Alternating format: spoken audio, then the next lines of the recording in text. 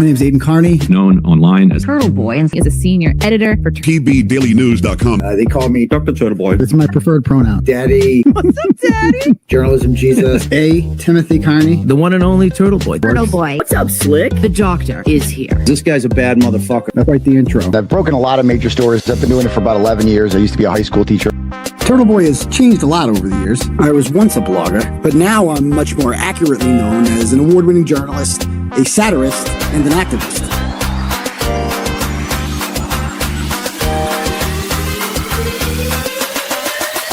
Boom! They're screaming your name here. You're the crowd daddy.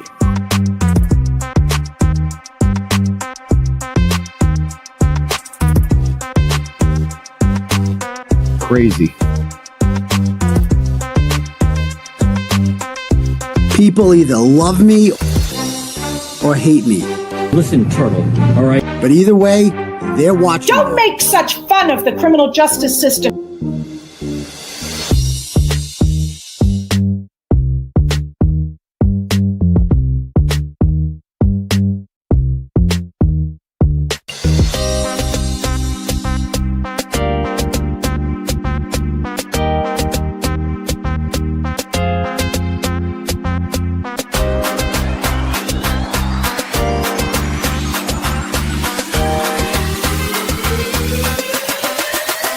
Stop it. I'm never gonna stop. This fight's just getting started.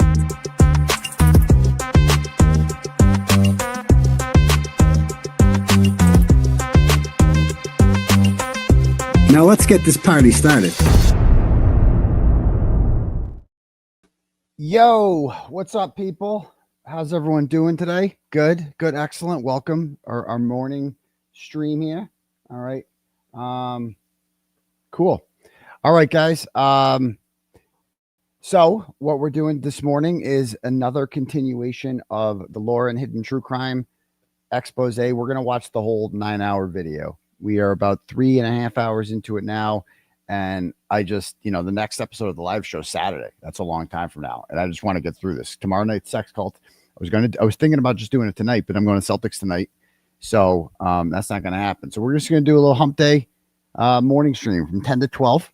All right. And if you guys, we'll throw some turtle chats in there too. If you guys want to get your messages read out loud, you can click at the top for turtle chat.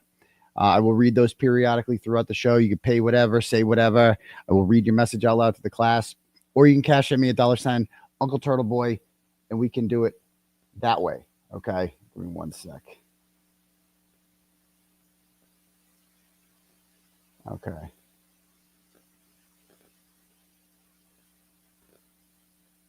All right, cool. Anyway, yeah, so let me just refresh this here. I'll just start with a couple of turtle chats and we'll get started. Wag sends $10 and goes, I was catching up on last night and heard you talk about your forehead wrinkles. I call those my what the fuck lines because inevitably whatever caused you to raise your eyebrows is probably like, what the fuck? Exactly. I mean, I just don't care. It's like, it's, it looks cool. It's grizzled, it is what it is. But, and all right. So I don't understand why you're going after Lauren. I wouldn't say going after. I would say, well, I don't understand why she's declaring war on the First Amendment. And that answers your question. I am ultimately at my core, I'm a First Amendment guy, right? I'm what Chris Albert claims he is. I am a defender of the First Amendment. And so I view people that weaponize the courts like this to try to silence critics of them as threats to the First Amendment. And I think that this topic should be explored, and people that, abuse these orders in order to silence free speech should be exposed. I hope that answers your question. All right. Okay. Yeah, you're able to read the chat a little today because, only 840 people here. That's cool. It's a morning stream. All right, cool. All right, so let's just jump right into it, shall we? Let's just jump right into where we were yesterday. Now we're going to get to all the crime con stuff that we haven't got to that yet. So she can't stay silent anymore. All right. Crime Fighter Award. I wanted to feel safe. I wanted to feel peace. I wanted Grayson to feel safe and to feel peace. And I wanted the post to stop. And so she was supposed to stop the post and not attend CrimeCon. She was supposed to stop posting. See right there. And she repeated. See right there. She wants the post to stop. When you say the silent part out loud, right? She wants the posts to stop because this is the posts are what ultimately bothers her. She says it. She says it right there, right? She doesn't want this woman to be able to criticize her on her TikTok. That's it. This is the same. Exactly, Sleuthy. This is the equivalent of, can you make him stop blogging me? Is there something you can do to get him to stop blogging about me? How is this any different from Jennifer McCabe? Can anyone explain that to me? She just doesn't want this person. She's not in fear. She just wants this person to stop exposing her, and she's weaponizing it. So I hope that, answers your question. Okay. I hope that answers your question about that. I play some on. She violated the moment she was served. She violated it multiple times. That is scary to me. Ooh. So I will keep going. I hereby declare, under penalty of perjury, that the facts stated, so this is a new declaration, the facts stated in this declaration are personally known to me and that they are accurate to the best of my knowledge. My name is Lauren Matthias. I'm over the age of 18. I am competent to testify. I am knowledgeable about the matters I am testifying about. I am the petitioner. Since being served with a civil stalking injunction, the respondent has repeatedly violated its terms. Oh, right. These ongoing violations have heightened my fear and concerns for the safety of both myself and my family. The respondent's actions demonstrate a clear disregard for this court's order and a deliberate intent to continue targeting, stalking, and harassing me even while an active injunction remains in effect. Okay. After the court granted the injunction on September 4th, law enforcement officers proceeded to the respondent's residence to serve her with the order. Although the respondent was not present, her husband accepted service on her behalf and confirmed that he would inform her of it. Accordingly, she was considered properly served in the state of Utah. Later that same evening, the respondent published posts on both TikTok and Instagram using public accounts she has previously created for the purpose of targeting me the many past months, which is in direct violation of the civil stalking injunction that states not to post on TikTok or Instagram. Links to those accounts are here. And I have links in my declaration of both accounts. Again, there you go. In one video, after receiving her stalking injunction, she loves saying she's saying the lyrics stating, quote, "Whoops, you messed up, ran around, and then you got caught. Whoops, you messed up. Now you're crying about what you lost," end quote. This is not the first time that she has used that particular audio in reference to me, and it feels threatening. What does she intend that I lose? What? In addition, a friend of hers commented on the post. So this is after receiving her stalking injunction. She's saying the lyrics stating, quote, "Whoops, you messed up." First of all, she didn't sing any lyrics. She played a song on her TikTok. And the lyrics are, "Whoops, you messed up. Ran around and then you got caught. Ran around and got caught. You messed up. Now you're crying about what you lost." Now you're crying about what you lost. And so that's a threat. Posting song lyrics or posting a song about what you're crying because of what you lost is a threat. How could that possibly be considered a threat? It's not. It doesn't name her. Okay, let's say that we concede that she's directing this towards her, right? Right. You're allowed to post song lyrics. Sorry, you're allowed to do it. It's not a violation. It's not a threat. It's also the truth. You've lost your credibility. That's what she's saying. You've lost your mind. End quote. This is not the first time that she has used that particular audio in reference to me, and it feels threatening. What does she intend that I lose? In addition, a friend of hers commented on the post, who happens to be, and the friend happens to be the ex-contractor of mine. And that ex-contractor says, quote, "Time to tell the real story," end quote. To which the respondent replied, "As you wish." We have that exhibit if you want it. So one of the other people who was done wrong by her or got a cease and desist or whatever was like, "Yeah, time to tell the whole story." And she's like, "As you wish." No, God, not tell the whole. She literally says out loud there that what I'm trying to prevent here is to prevent them from telling the whole story. What's wrong with telling the whole story? On the evening of September 4th, tell me when you have it. The video. Okay.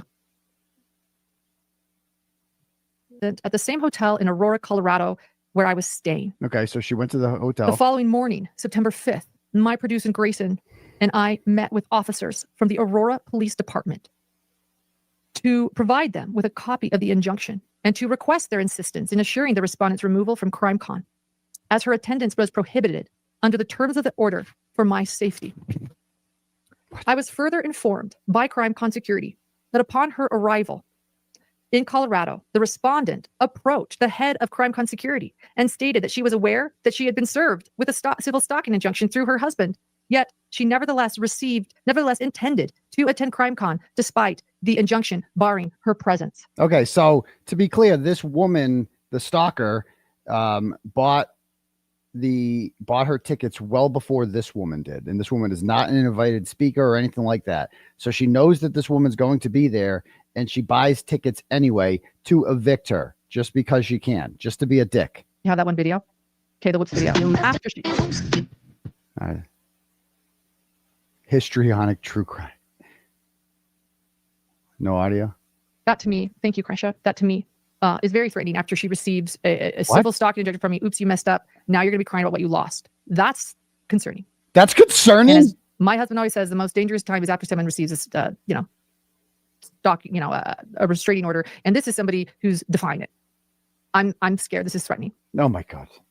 I can't. And so now she's contacted the head of CrimeCon security to let them know that even though the stalking injunction says she can't attend, she's going to attend anyway. CrimeCon is a professional work event for me, and the respondent and her accomplices have repeatedly jeopardized my safety at multiple work-related events over the past 4 months, which the respondent gloats about on social media. Her safety? My fear for my personal safety in this situation was extreme. What? Later that same day, law enforcement officers observed the respondent walking through the CrimeCon expo in close proximity to where I was located.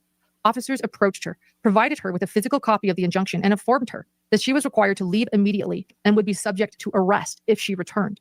And during this interaction, the respondent acknowledged that she was aware of the order and confirmed that her husband had already sent it to her. Despite this knowledge, she chose to attend CrimeCon in direct violation of this injunction. What? This is all heard in police body cam footage in the afternoon of September 5th. And we're going to play that for you here. I am ready. Okay, before I do that, I want to show you a picture. Okay. So I have here my inbox is filled. You guys are so into this shit. I love it. I'm trying to load the picture. They're not loading. Give me 1 sec. When you send messages, when you send pictures via Twitter, for whatever reason, sometimes it like doesn't, I can't download them. I don't know the format it comes in. It's weird you notice on Twitter too, when you send a video to someone, it's not like on Facebook. It doesn't come with like a download option. That always bothered me. You guys notice that if you're on Twitter, you got a DM, you got a video sent to you. You can't just download it and have it on your phone. You have to fucking screen record it. It's like I don't understand come on, Elon, get with the times. Civil stalking injunction. My civil stalking injunction. Okay, whatever. It just sounds so much more serious than it actually is. Okay. All right. So I will show you here a picture from CrimeCon when she was there.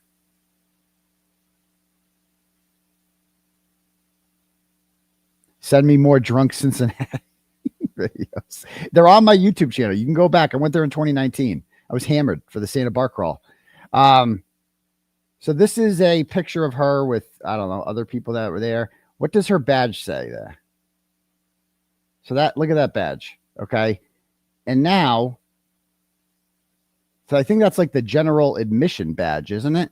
So she says she's there like working as a professional, right? And then there's this one. Okay. Look at her badge here. Speaker.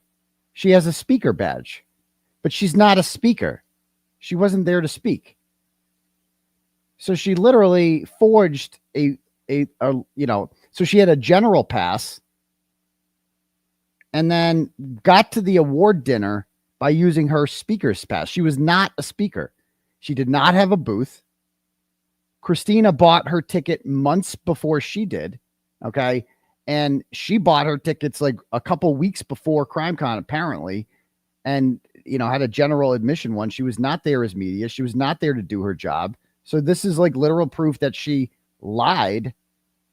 This is not her badge. She's wearing someone else's badge. She did not have a speaker badge. So she is a scammer.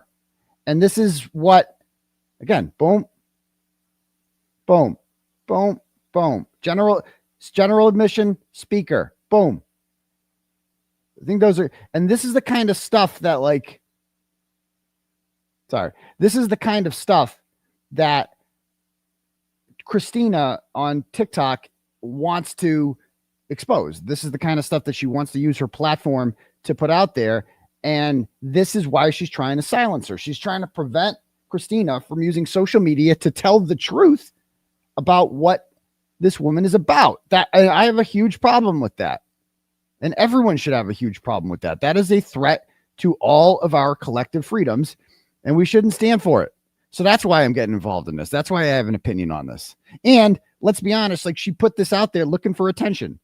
And when you do this and you're just literally crapping on another person like that, she is directing an outrage mob towards some random woman with a, 1% of her following, less than 1% of her following, significantly smaller, maybe 0.1%, close to that.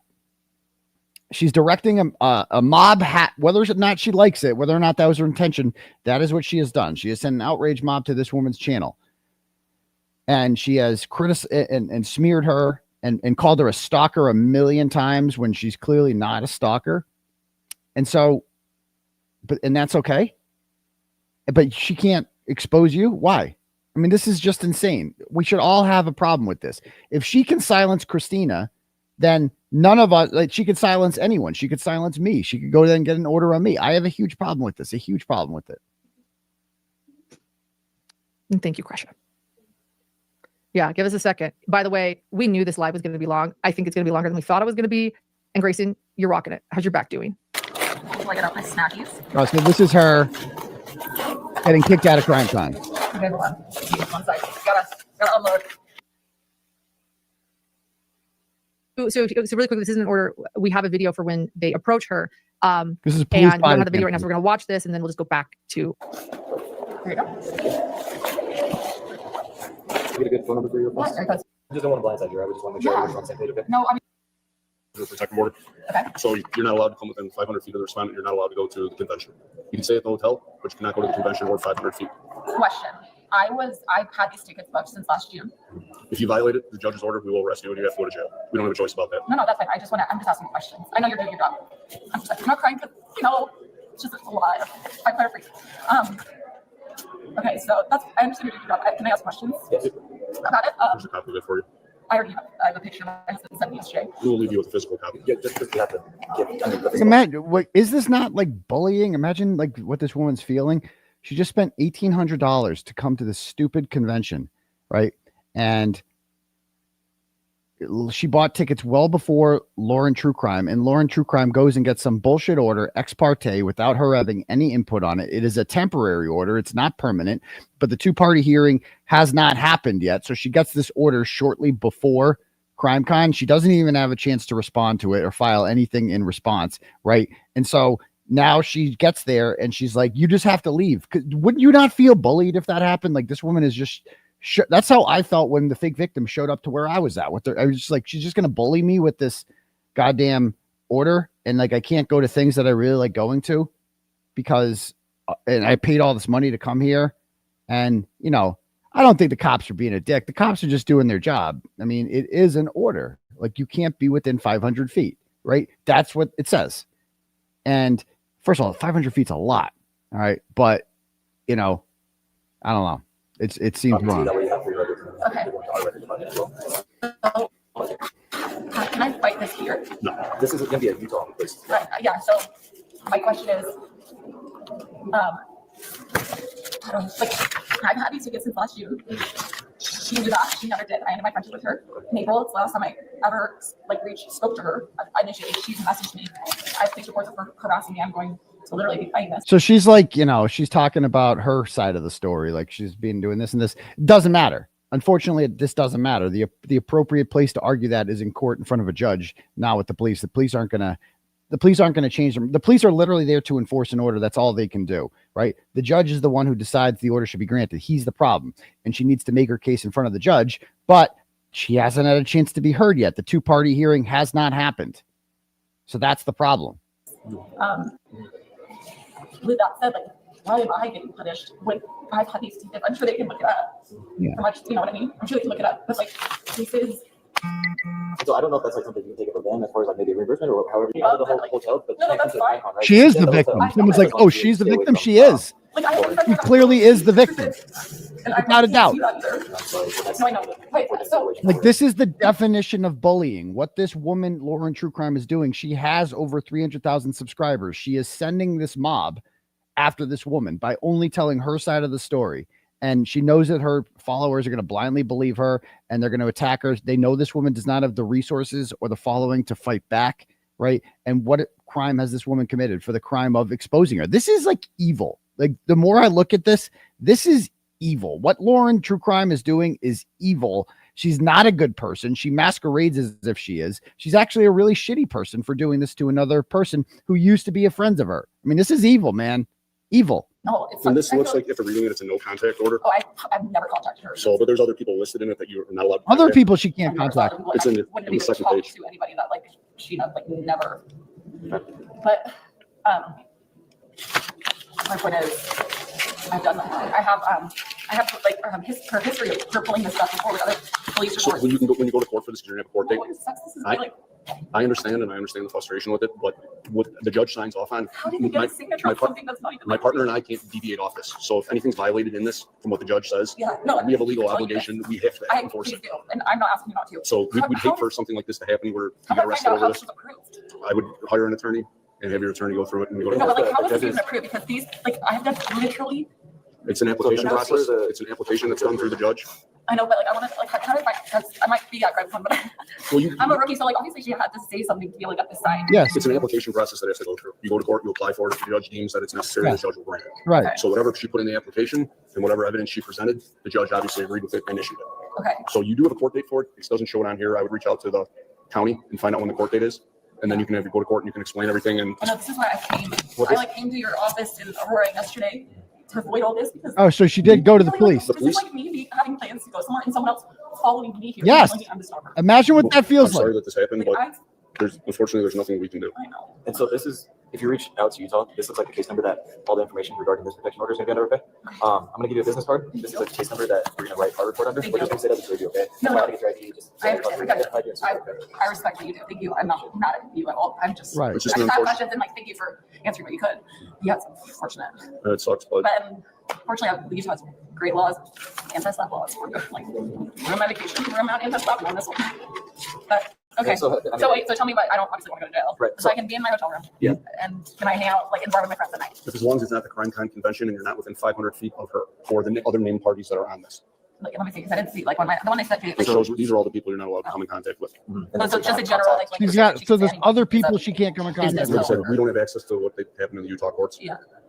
I wouldn't know how I about that. I would hire legal counsel and No, yeah, thank you. go that route. You said that yesterday, because We'd rather explain it to you, that way you know what you can, with respect to what you do, that would be, I don't want to make you guys do that at all. and that's the last thing we want to do. Yeah. Any questions? I've never, like, literally not one time ever since the proposal. No, I'm not here to talk Don't about even- that. don't No, even reply. I don't even. What I would do is if Don't reply. Okay. Sorry. it's okay. You guys get the point. I'm going to fast forward through a bunch of this. You got the point here. She gets the order. She's told she can't be there. She can't come within 500 feet. She complains it's not fair. It doesn't matter. The police are just there to do their job and enforce the order. The problem here is not the police. The problem is the judge that signed off on this bullshit order and the woman who applied for it under false pretenses, basically. Questions? About security and Sure, right I as kind of well. wanted to do that yesterday. And can I just go? I don't want to be, it's kind of. All right, here's her take now. Let's see what she says. I'm just gonna leave it at that. You guys can decide what you think of that. We do have the body cam footage as well, as when the officers informed us that she had officially been served by Colorado officers as well. And I'm going to share that for transparency purposes because also at this this crime con, she was seen a lot with 𝗫𝗏𝗏𝗧𝗵𝗿, someone who's recently been making videos of me.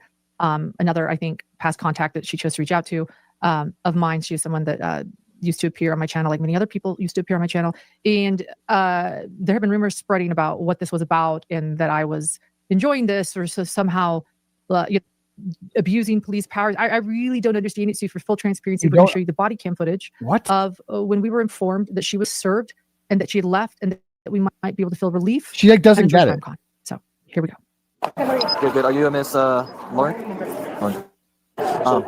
Did you get a copy of this yet? Yeah, we provided them to you guys. Okay, did you already have a copy? What badge does I'm she looking have around here? because I'm nervous. I'm sorry, there was somebody walking by that. I was friends with her, so I just wanted to look So, for a second. my partner and I, we explained. Oh, look. everything to her, what she Yeah, so she has the general admission badge here, not the speaker one. So here's her and her chunky assistant Grayson, who also cries a lot and who's also very sensitive to everything. And can't do, or she can be and can't be. And we thoroughly explained that if she does violate it, she will be arrested. So, And she understands. yeah, we gave her, it's official, we served her, gave her a copy. I already have the 𝗫𝗃 hit. We just got to call our records and say that we served her the copy. And then I'll get you a business card. We just got to write a quick little report that we served it, and then you can have it for your records as well.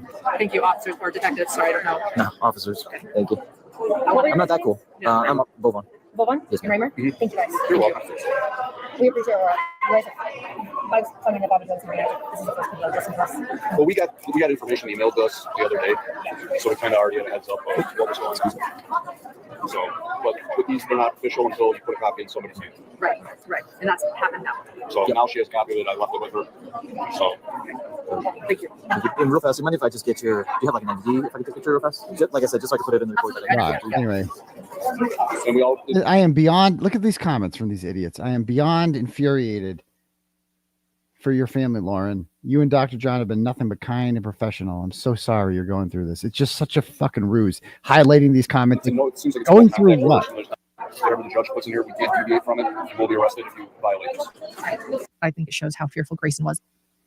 All right, here we go. So there you go. Just want to point out, I was looking down. I was nervous. There was another angle. By the way, Grayson and I were just talking there back and forth. I wanted to play the other angle. Grayson doesn't because it's a repeat. But I think it shows how fearful Grayson was. That was more the angle you could see me. We received 5 body cam in total of a few things.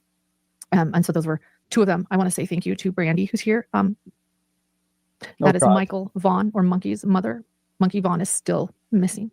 Her little boy was kidnapped. Okay. Sorry to hear that. Thank you. Hope I'm she's so okay. sorry. And I hope you're feeling better, Brandy. I'm sorry, Brandon. I know you've been going through so much. And we hope that you'll be able to see justice. Is that real? Her kid is missing and she's on. Please, everyone, know that Monkey is still missing. Okay. After leaving CrimeCon, the respondent, right after leaving, you heard Grayson that she knows she cannot post on TikTok or Instagram anymore, even though she'd already posted that She one. knows she can't. They said, yes, she knows. She knows. So after leaving CrimeCon, the respondent proceeded to publish 2 additional posts on both the TikTok and Instagram accounts. Oh, no. She made to expose me using the same targeted accounts. In the first of these posts, she appeared walking in a field while mouthing along to the audio, stating, quote, "And don't come over here lying on me because I'm going to tell you what you said, Ronnie, Bobby, Ricky, and Mike said. Don't lie on me. That is my biggest pet peeve. Do not lie on me." Okay. End quote. And as with her prior post, the comments were populated by... So she is talking about this post right here. So she gets, if you got, imagine you're her, how pissed you'd be. Like you just got kicked out of fucking CrimeCon. You wasted all this fucking money and you flew out there and all this stuff because of this woman. And all she can do is just take the TikTok and complain with the video as follows. Here lying on me because I'm gonna tell what you said, Ronnie, Bobby, Ricky, and Mike said. Don't lie on me. That is my biggest pet peeve. Do not lie on me.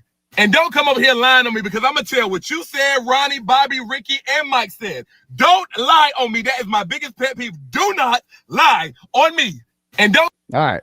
So she's pissed. She's like, that's all you can do is, she's venting her frustration about how she's been kicked out of CrimeCon for nothing because she's been lied on.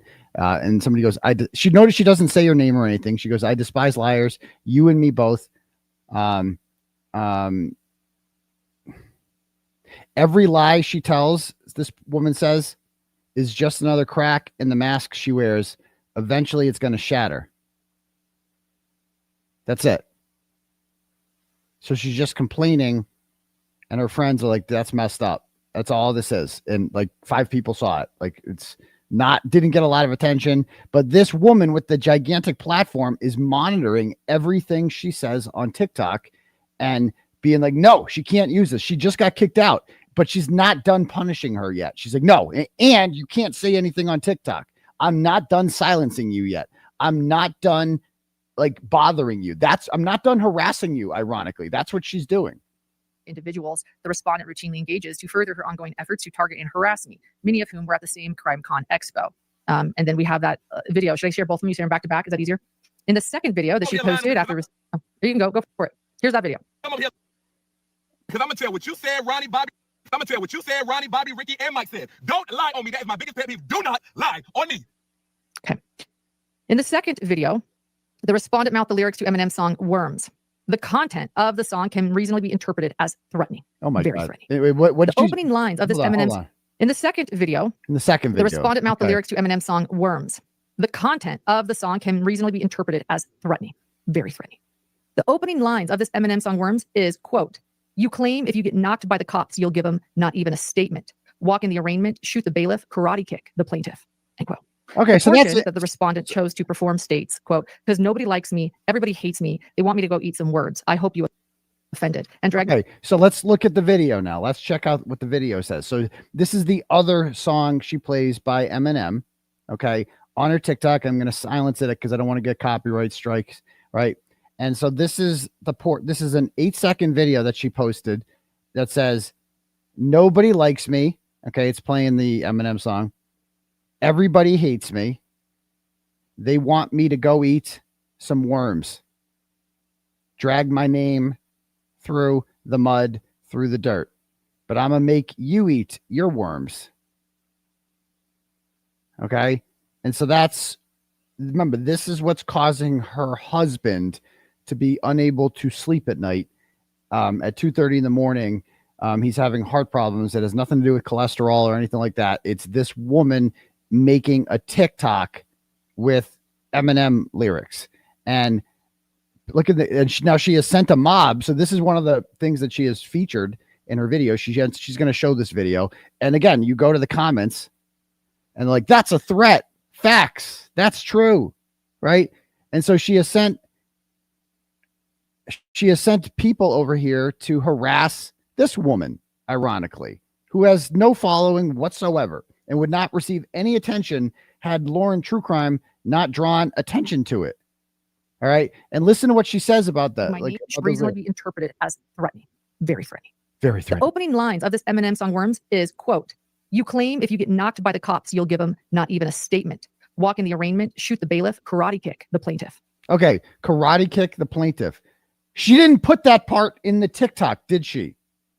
But it's another part of the song that she's quoting. She's like, well, think about the research that goes into this. She is just following this woman's TikTok and saying, well, you put this part up of the song, but she also says this part of the song, and you didn't play this part of the song. And so you're threatening me, even though she didn't play that part of the song. This is freaking madness, dude.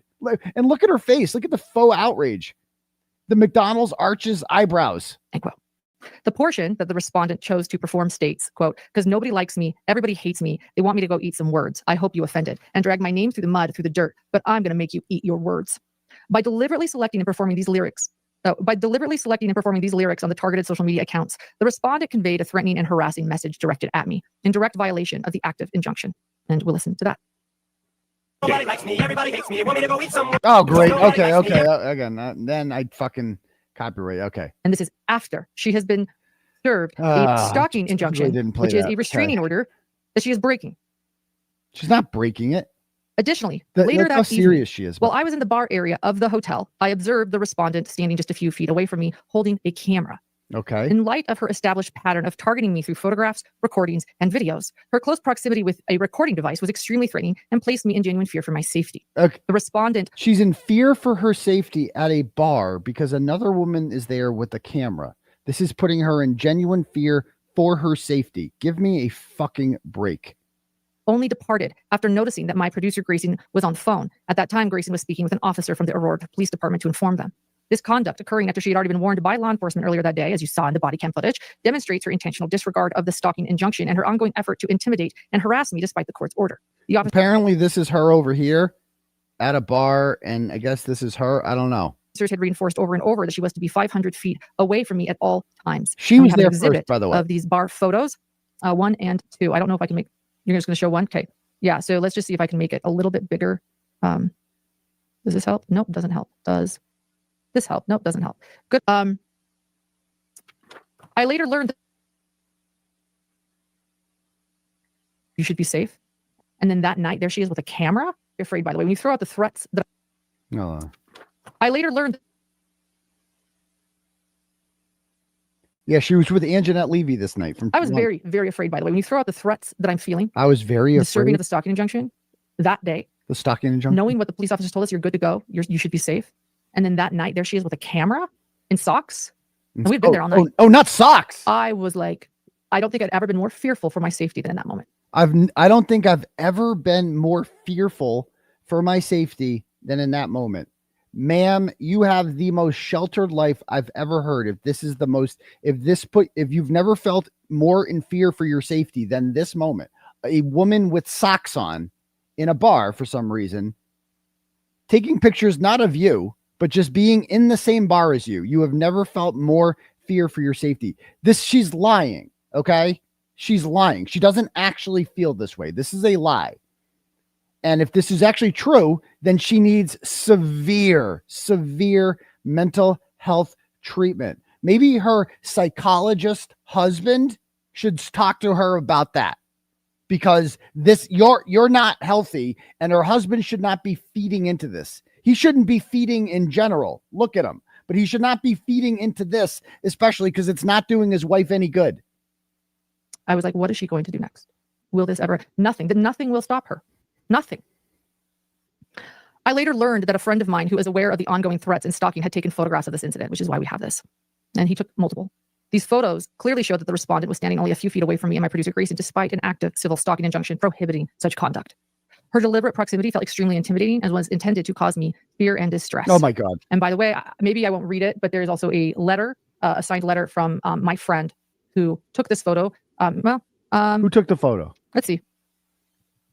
I think I might have it right here. Why didn't she just leave if she's so in fear? I mean, you're so in fear. Just run for your life. You know? I think it might be somewhere else. Run for your life. But thank you to my friend. They wrote and had it officialized, official, explain what time he took it, when he took it, why he took it, that it was unaltered. And if we come across here for lunch, I observed the respondent again being escorted by someone to the restaurant located directly behind me. Once again, she was within less than 500 feet of me in direct violation of the injunction. Her continued proximity placed me in fear for my safety and further demonstrated her disregard for the court order. On Wednesday, September 10th, one of the respondent's associates, and you can make it bigger now, maybe, or yeah, I think you're good. On Wednesday, September 10th, one of the respondent's associates who had been with her a lot at CrimeCon, 𝗫𝗏 𝗏𝗧, published a video on her own YouTube channel. In that video, 𝗫𝗏 𝗏𝗧 specifically discusses the civil stalking injunction, something I wanted to keep private for my safety. Okay, so her friend uses my name to identify. So her friend, 𝗫𝗏 𝗏𝗧, the woman who went on the 𝗫𝗏𝗏 program, his presentation the other night, she goes and makes a video about this. And she's like, what does she say about this woman? YouTube channel. She also has a smaller YouTube channel. She used to be friendly with this woman, another woman who has had a falling out with her, but none of this has to do with her. All these people have had a falling out with her. None of this is her fault for some reason. And this other woman, 𝗫𝗏 𝗏𝗏𝗏𝗧, who's an attorney, sees what's going on here and says something about it. If you watch 𝗫𝗏 𝗏𝗏𝗏𝗏 on the 𝗫𝗏𝗏𝗏 program, you'll see that she is a completely reasonable and intelligent person, not some ratchet or anything like that. She's older than her. It's just like the idea that these people are scaring her is just insane. In that video, 𝗫𝗏 𝗏𝗏𝗏𝗏 specifically discusses the civil stalking injunction, something I wanted to keep private for my safety. She uses my name to identify me publicly and to emphasize that I had served this respondent with the order. And again, this also plays into the stalker also reaching out to anyone and everyone that I have had professional relationships with. She reached out, and then they became close and spoke. So let's pull up this portion of 𝗫𝗏 𝗏𝗏𝗏𝗏𝗏's video, and let me also clarify that in the stalking injunction, it reads, "Do not recruit other people to do this with you." Do not recruit other people. There are, as I pointed out, there are associates, there are people. This is a group bullying effort. So now, not only is she's not content with just silencing Christina. She's not content with that. She's content. Now she feels like she has to silence anyone who is friends with Christina or anyone who supports Christina, because this temporary stalking injunction, civil stalking injunction, the temporary one that has not gone in front of a judge for a two-party hearing, the other side has not been heard. This says that you can't recruit anyone else to speak for you and talk to her. Okay. That's it. Do not recruit other people. She has a stalking injunction. Here, let's listen to 𝗫𝗏 𝗏𝗏𝗏𝗏𝗏. Yeah. That's a great point, Will. This entire thing by her is recruiting her followers, 317,000 of them, to harass this other woman, Christina, and it's working. It's working. The next thing that happens is that one of the former friends starts making some TikTok videos. And on those TikTok videos, she's talking about the former friend, the former friendship, and she does at one point use the creator's voice. posts a snippet. And so when I get to CrimeCon, I'm told that this creator has now filed a stalking order against one of the women in her former friend group. Yep. And on Friday morning, when everybody is just launching into, or I guess it started at noon, I think, on Friday. And this is another buzzword they like to use. Notice the claim that Grayson has put up there. Stalker woman is triangulating, it says. This is another coercive control and triangulating, she says. She's just literally trying to silence any criticism of her whatsoever. That's all this is. This group is met by local police who tell this person that you can stop she can't go to CrimeCon because there's a stalking order and Lauren is attending. Sorry, the creator is attending. So she gets 86th out of CrimeCon, even though she bought a ticket just like everybody else and just like the creator did. Now, this creator does not have a booth, is not presenting, is not a speaker, is in no way associated with CrimeCon. She's just there as an attendee the same way as everybody else. But she manages to get a stalking order. And the stalking order not only keeps her former friend, but anybody who associates with her former friend. So for the rest of CrimeCon, the local police are patrolling CrimeCon. Imagine being scared of this woman. Like, she's literally scared of this woman. The creator isn't stalked. And everybody else in the place is looking over their shoulder thinking, oh my gosh, are the police going to think that that I have to be you guys get say the point to here. this person, you have to leave the bar because the creator's associate, not the creator, her minion, walked through the bar and you can't be in the same room with her. So no, she got not the creator, not the minion, but the former friend had to leave. And this is it's just getting out of hand. Now she's using the police to harass other people. And she's using the legal system in a way it was never intended to harass people. She's using the fact that her brother is a lawyer and having him do a bunch of work for her. And the bottom line is it's just wrong. I haven't talked to Lori Hellas in years. Okay. She hasn't reached out to me. I don't know what she's been told. Okay. I don't know why she did that. Why? I'm already afraid for my safety. Very, very afraid. I'm afraid for my safety. I don't know why she did that. Probably because she sees what you're doing and she's just calling out evil because she sees what you're doing and it's wrong what you're doing. That's why she's saying something, because it's just wrong what you're doing. Morally wrong, legally wrong, ethically wrong. It's just fucking wrong. That's why she's doing it. And you can't just keep saying, well, I'm in fear for my safety, so you're not allowed to criticize me at all. Hasn't been dealing with what I've been dealing with last month. And now she has gone publicly for the month on Facebook to announce that I have a stalking injunction at CrimeCon and that I'm wrong and that I'm harassing somebody. Oh no. Okay. Like I can't win. Like I can't, I am trying to solve this the right way. I am trying to do the right thing. Okay. So if you're trying to do the right thing, the correct way to do that is to just stop going on the ladies' TikTok and looking for shit that bothers you. That's what you could do. Just stop looking for shit that bothers you. Stop weaponizing the courts. Stop showing up to where this woman is and kicking her out of events, right? That she was there for first. That's how you can get this to stop. But you don't want this to stop. You're being a bully. You're being a mean girl. And no one will let me. Which is why we're all here tonight. And although the video that Lori Hellas posted contained numerous false statements, the respondent publicly commented on Lori Hellas's video, and it's a small channel. Not a lot of people watch it. The respondent publicly commented on it, writing, "Thank you, Lori, thank you," followed by 4 crying face emojis. Do you have that? We're going to pull that up. I want you guys to see that. So she goes live. And what happens? My stalker is thanking her for doing her dirty work. Yes, this is called triangulation. By abusers using coercive control, triangulation, and intimidation. She got somebody to do her dirty work. How do you know? Like, where is the evidence whatsoever that she recruited this woman? And by the way, you're allowed to do that. If she recruits this woman to air her opinion that this is wrong, that's not a violation of an order. It's a violation of the order if she gets her to contact you. That's third-party contact. So A, even if she did what you're accusing her of, it's not a violation of the order. B, you have no evidence whatsoever that she recruited her to do this. What is your evidence? Okay, we have it. Okay, let's see here. What do you have? Let's see what you got. And while we pull that up, there it is. Thank you, Lori. Thank you. Okay, so a woman defends her. Like, this is insane. Talk about bullying. This woman has been kicked out of CrimeCon, right? The police have come up to her. They're threatening her with arrest. All this shit. She lost all this money, blah, blah, blah, blah, blah. And now she feels like, I can't go anywhere. I'm alone. A woman defends her, And she thanks her for that. And even that, she's like, you have to be silenced for that. You have to be arrested for that. You're violating the order. You're thanking a woman for defending you. Okay, you're bad. Covered the respondent and my stalker's name, but she did admit to writing this in her declaration. The fact that the respondent enlisted or encouraged someone to create and publish a public video about me has made me feel even more unsafe. There's no evidence It demonstrated not only her continued efforts to target me directly, but also her willingness to continue to involve others in amplifying the harassment.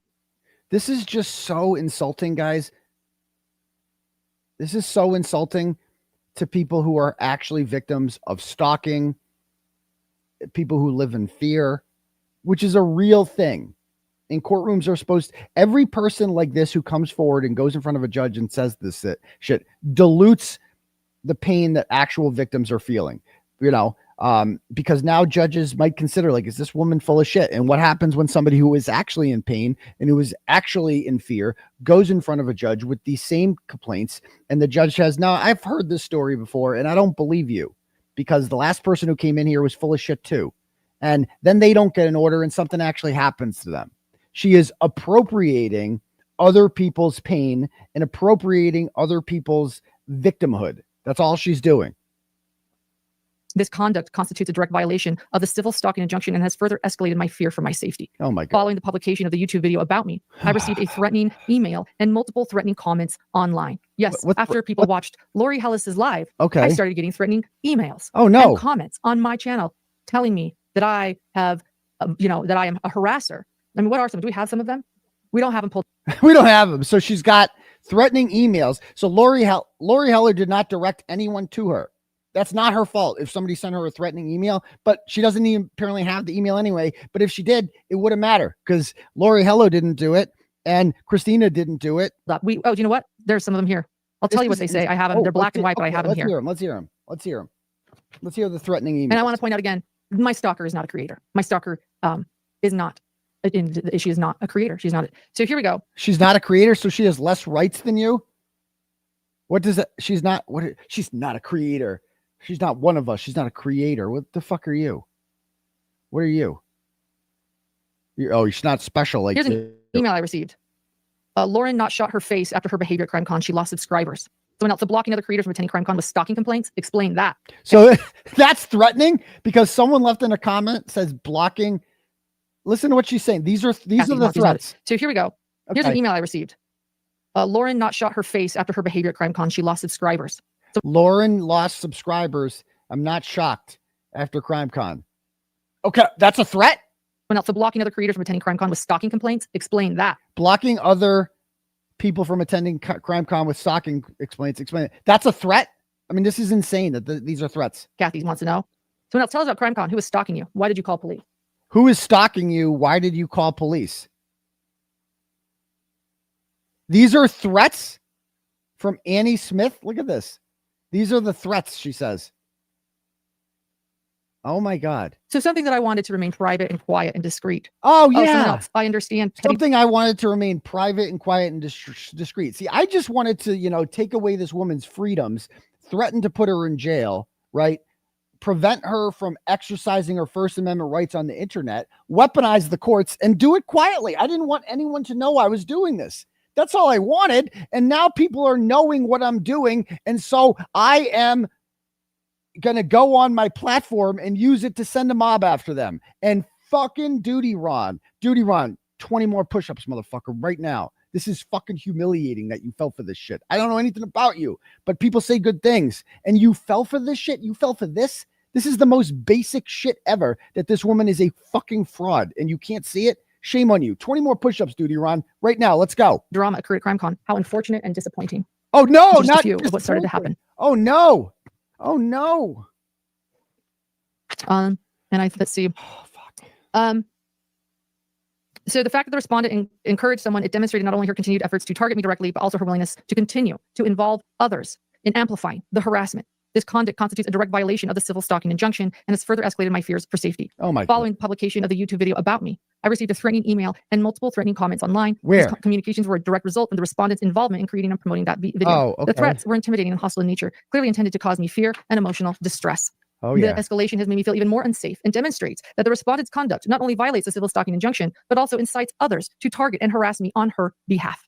Where? For all of the reasons outlined above, I respectfully plead. I plead with this court Plead with this not court. to grant the respondent additional time by continuing the evidentiary hearing. This is all you need, Ewtalk. I'm pleading. So she went, there was an evidentiary hearing apparently that was held, but they didn't have enough time to do the whole hearing because the other woman wanted to share her side of the story. So she wants the judge to cancel the rest of the evidentiary hearing so that this woman cannot present a defense of herself. That's what she's saying here. She doesn't want the other woman to be able to defend herself at an evidentiary hearing because she's so in fear. I can't go. She shouldn't have the right to, she's scaring me. No, she shouldn't have rights. This woman is a tyrant. She is a threat to freedoms. She is a threat to the United States of America, as far as I'm concerned, because if you don't support the First Amendment, then you don't support this country, because this country was founded on free speech. It was founding on the rights of people to criticize other people, to share their thoughts, to express them in the public square, to do all that stuff. This woman is a tyrant. She is a traitor. She is a disgrace to our country, and she is a threat to freedom everywhere. This is a big fucking deal. This is a huge deal. And people like this need to get called out. I'm sorry. They need to get called out by everyone. Since the injunction was entered, the respondent has repeatedly and willfully violated its terms, both in person and online, demonstrating an ongoing and escalating pattern of stalking, harassment, intimidation, and disregard for the court's authority. Each violation has placed me in genuine fear for my safety and the safety of my family.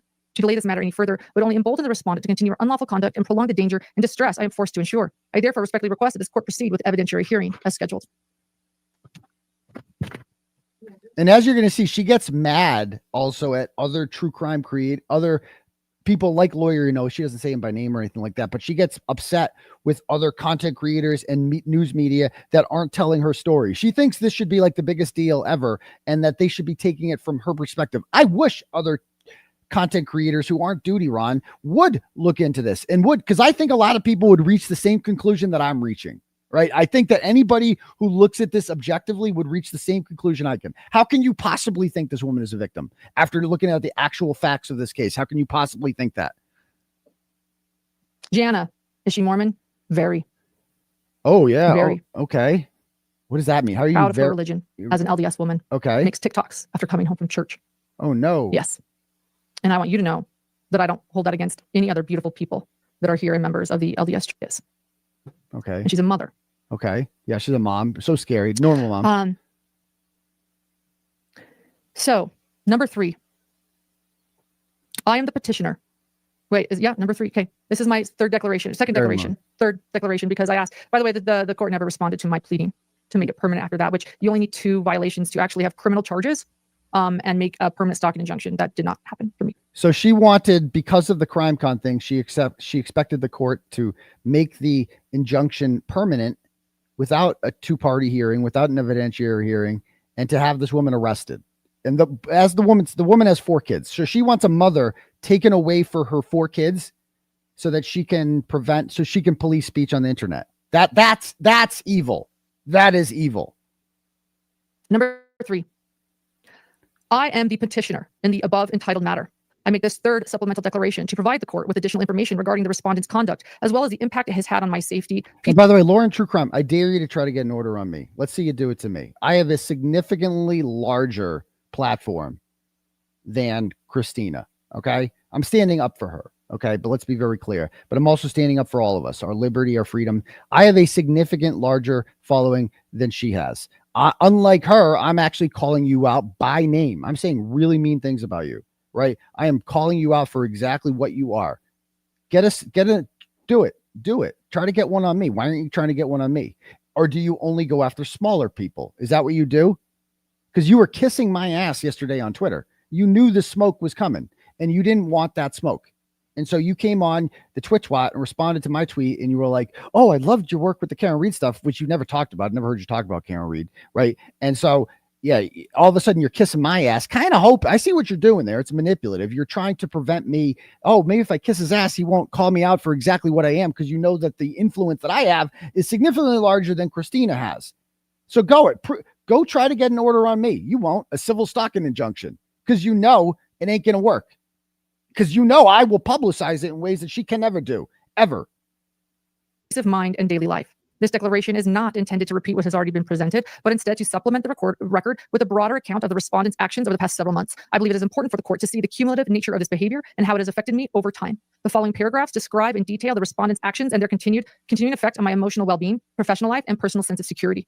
The respondent's actions have not only disrupted my peace of mind, but have also risen to the level of an existential threat to my life, my God. livelihood, her life, and my family. Her life. I have my felt family too. as though every aspect of my safety and stability is under attack. This includes the ability to work without fear, to protect and provide for my family, and to live with even the basic sense of security.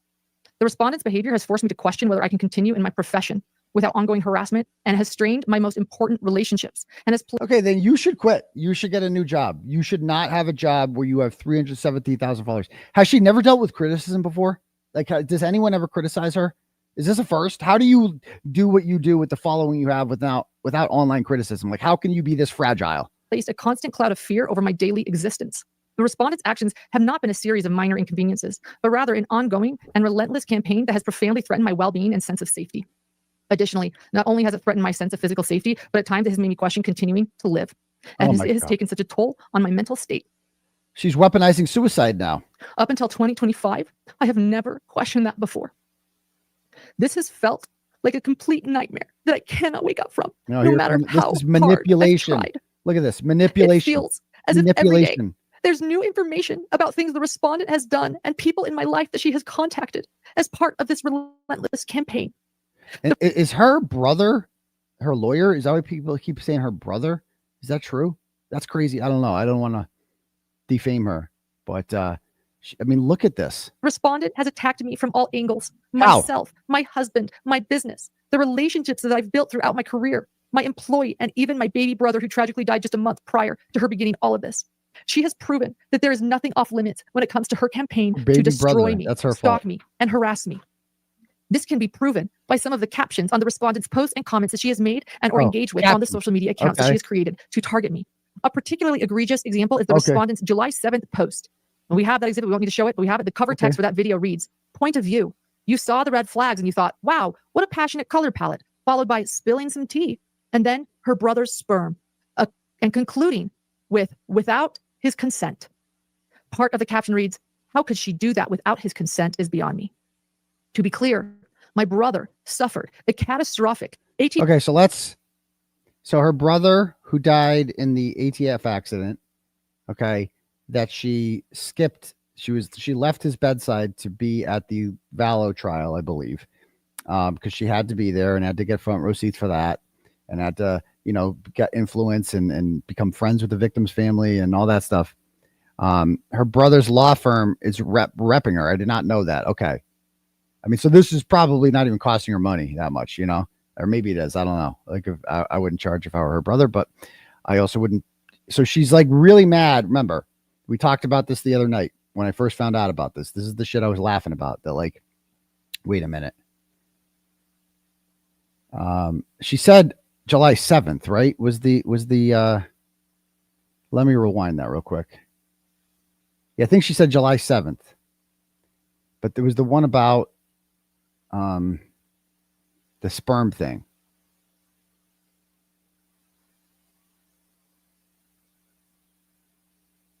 July 30th. Okay.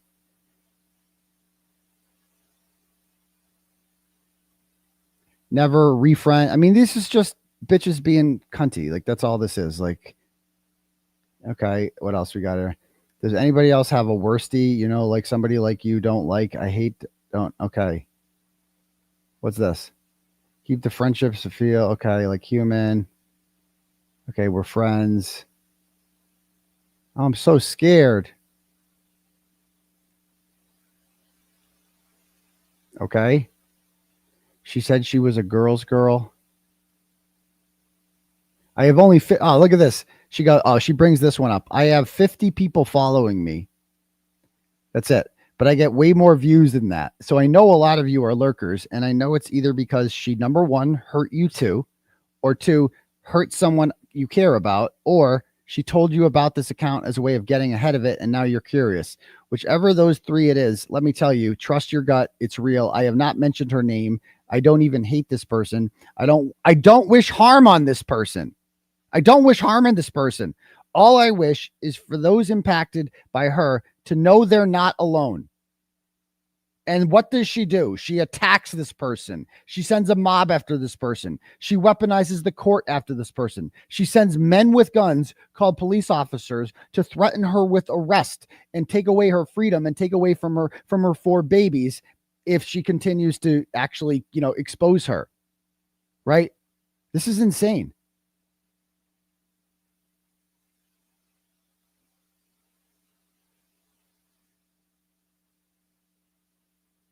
She's calling me an ex-contractor now. That's revisionist history. We were friends, period. Okay.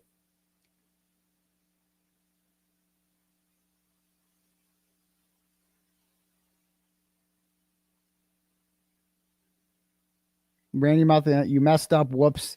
Now you're crying about what you lost. Oh, this is the one she was talking about before.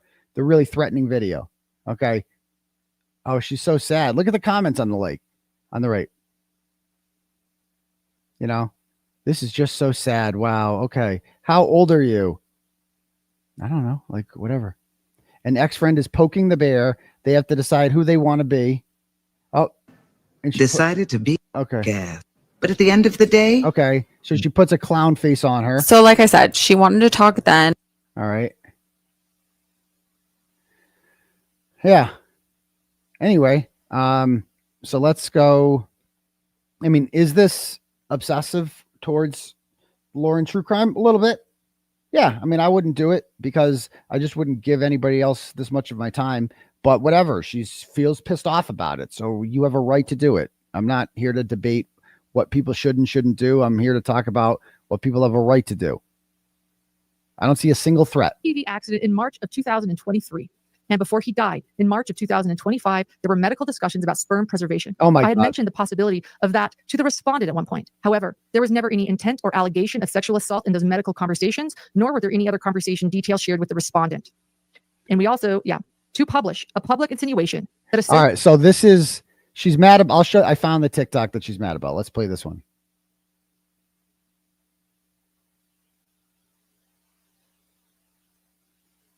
Get her brother. So how she could do this.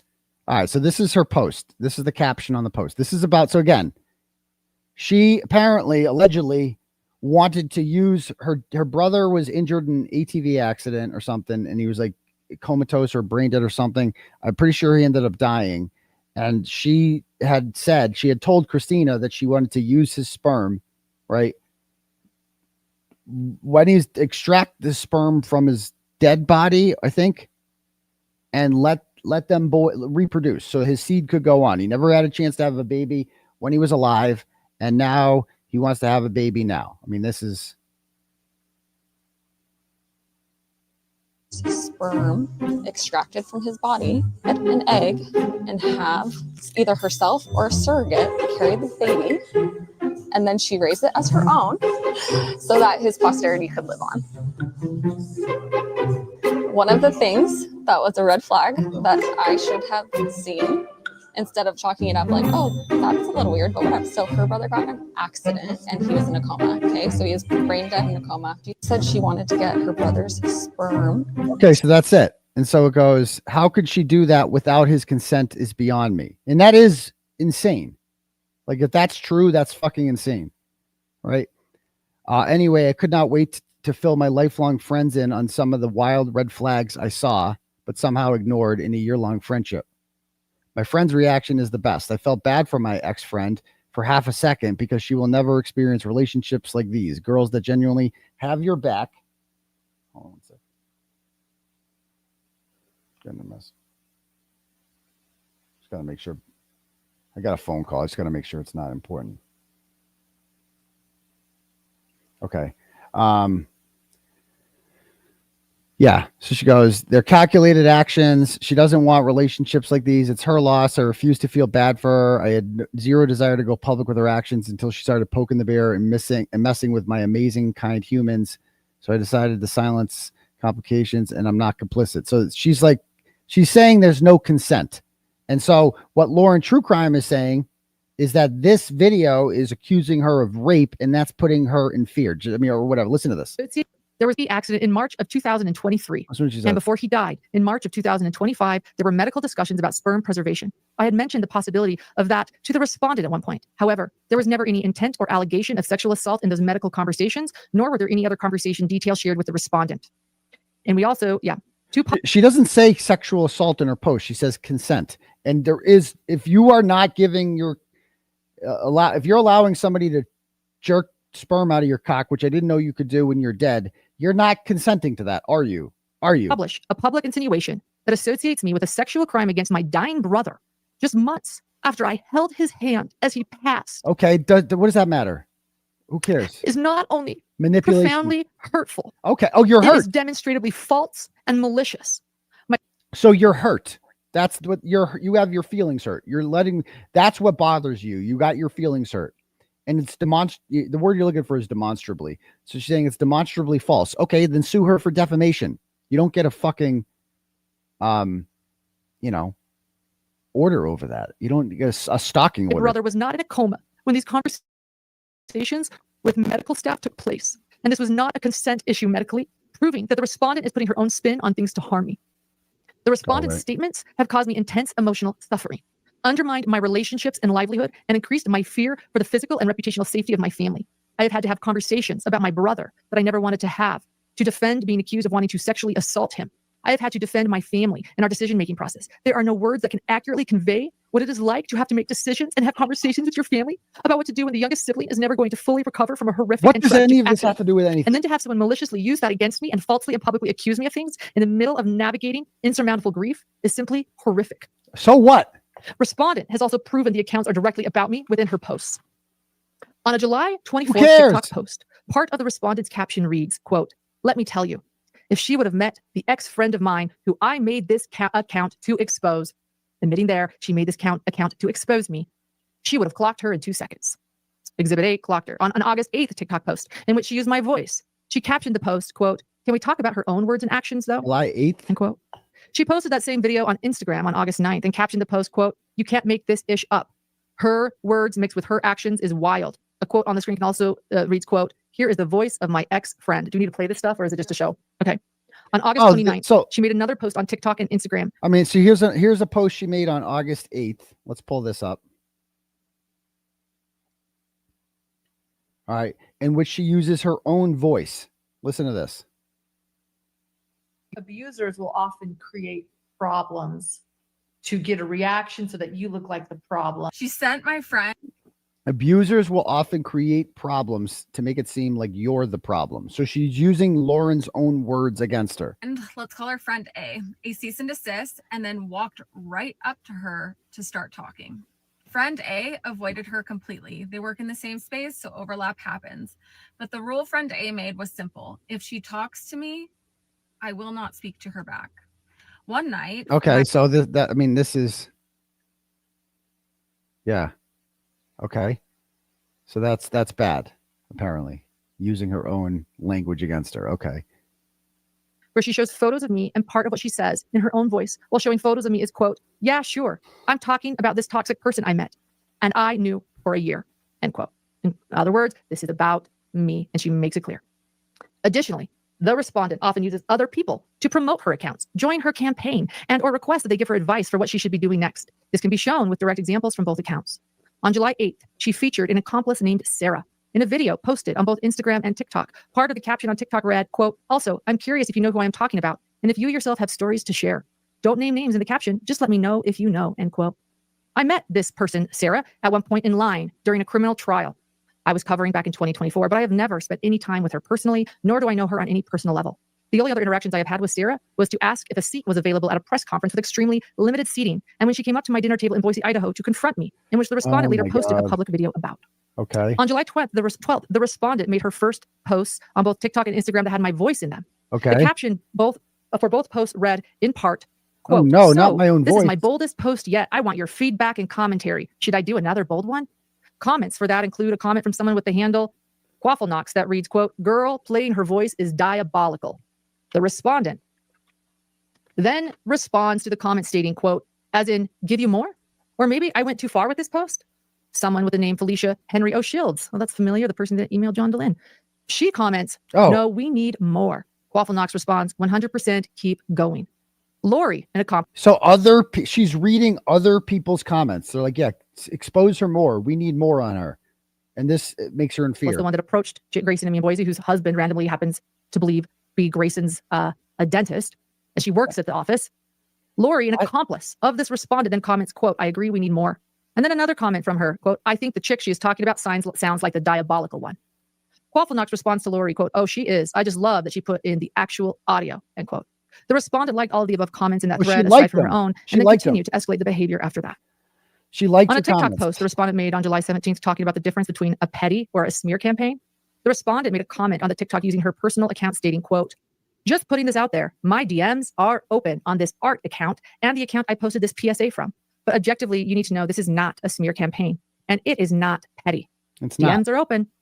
2 days later, July 19th, the respondent made another post on TikTok. The caption read, quote, look, I have 50 people following me, but. So by the way, I mean, let's look at that post that she's talking about. I mean, this is insane that she's like monitoring this woman's TikTok so much, which has like no followers. And she goes, let's talk about two words, petty and smear campaign.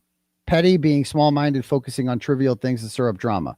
What I'm doing is not petty. I'm clarifying facts, sharing real experiences, and pushing back on harmful behavior. That's called accountability. A smear campaign is a coordinated effort to maliciously attack someone's reputation, usually by spreading lies or distorting the truth. That's not what I'm doing here. I'm not here to invent stories or tear anyone down out of spite. I'm here to speak the truth and lay out the facts that others have a right to know. And I mean, this is insane. She is literally trying to silence this woman from urging accountability.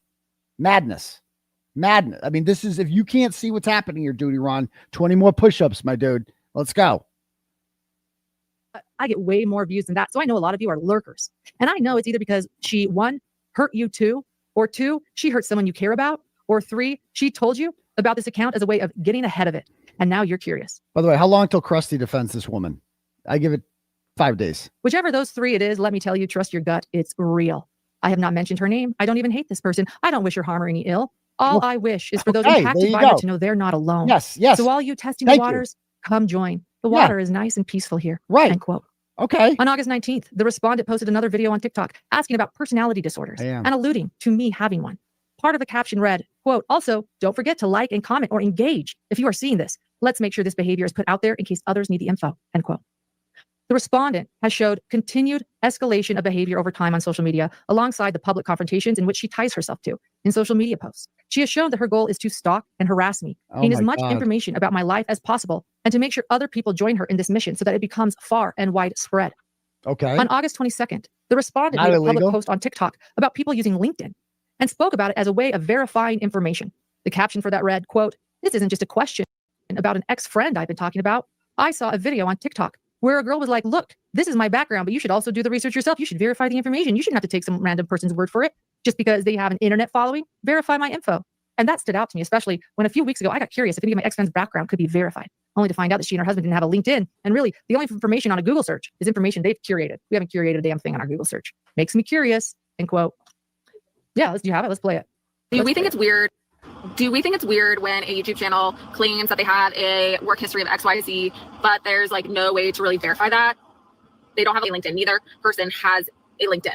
And I think LinkedIn is important because they can connect person with the former employer or where they work, and it just verifies that what they're saying is legit. But I could be reading into it. Am I reading into this? So that was the by the way, that was the why did she we played that last night. That's like her suggesting that the guy might be lying about his credentials. She can't find his LinkedIn, shit like that. Whatever. You're allowed to investigate that. She could be wrong. You're allowed to be wrong about that. You will have egg on your face if you turn out to be wrong about that. That's it. You're allowed to do that, period. And she's like, you're not allowed to question my, morbidly obese husband. I can't do that. Not my LinkedIn. So why is she so upset? Yeah, you're reading into it. LinkedIn is something people write themselves. It's curated. So, but why is she so obsessed with my LinkedIn? She trying to call people? She's trying to get more people that know me to verify people that connect. She's trying to figure out who to call next. Has she gotten everyone yet? I saw randomly something in the comments, and I agree with. Nobody needs to go unsubscribe from anyone because of this live. That's not what this is about. I do not believe in cancel culture. Oh, I do not believe in public shaming. I do not believe in punishment. I am here to protect my. She doesn't believe in public shaming or cancel culture. She is literally trying to cancel this woman as we speak. She is trying to use the courts to cancel this woman. She is sending mobs after her. Like, are you kidding me? You have to be kidding me. Self and nothing else. To make things go away, or for all of you guys to know what I am going through. Given the respondent's history of publicly sharing that she called UNLV, where my husband supervises students, and the fact that she called a national news correspondent to discuss details about me, as well as a victim, well, one can reasonably assume she was and has been actively looking for other contacts of ours to call and discuss details about myself and my husband with. This is extremely unsettling. These actions show that the respondent is willing to insert herself into both mine and my husband's professional and personal lives in ways that are intrusive, unwanted, threatening, and deeply unsettling. Given this history and the fact that her actions have continued to escalate for nearly 6 months, it is also reasonable to fear that she will continue seeking out other professional and personal contacts in order to involve them in her campaign of harassment. This conduct causes ongoing stress and fear for both myself and my family. On July 31st, the respondent posted a TikTok with an audio that talks about being the keeper of receipts and the inconvenient truth that would burn your false kingdom to the fucking ground. Oh, so she is the keeper of receipts. This is a really... On which date was that? Hold on. I got to hear what date that was. On July 31st. July 31st. Let's check out this TikTok. Let's find it. Oh, here it is. So this TikTok right here really scares the shit out of her, this one.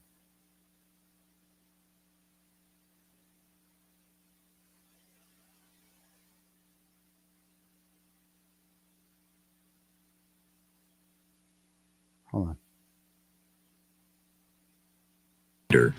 She's the keeper of the screenshots, the receipts, the inconvenient truths that would burn your false kingdom to the fucking ground. Of course you hate her.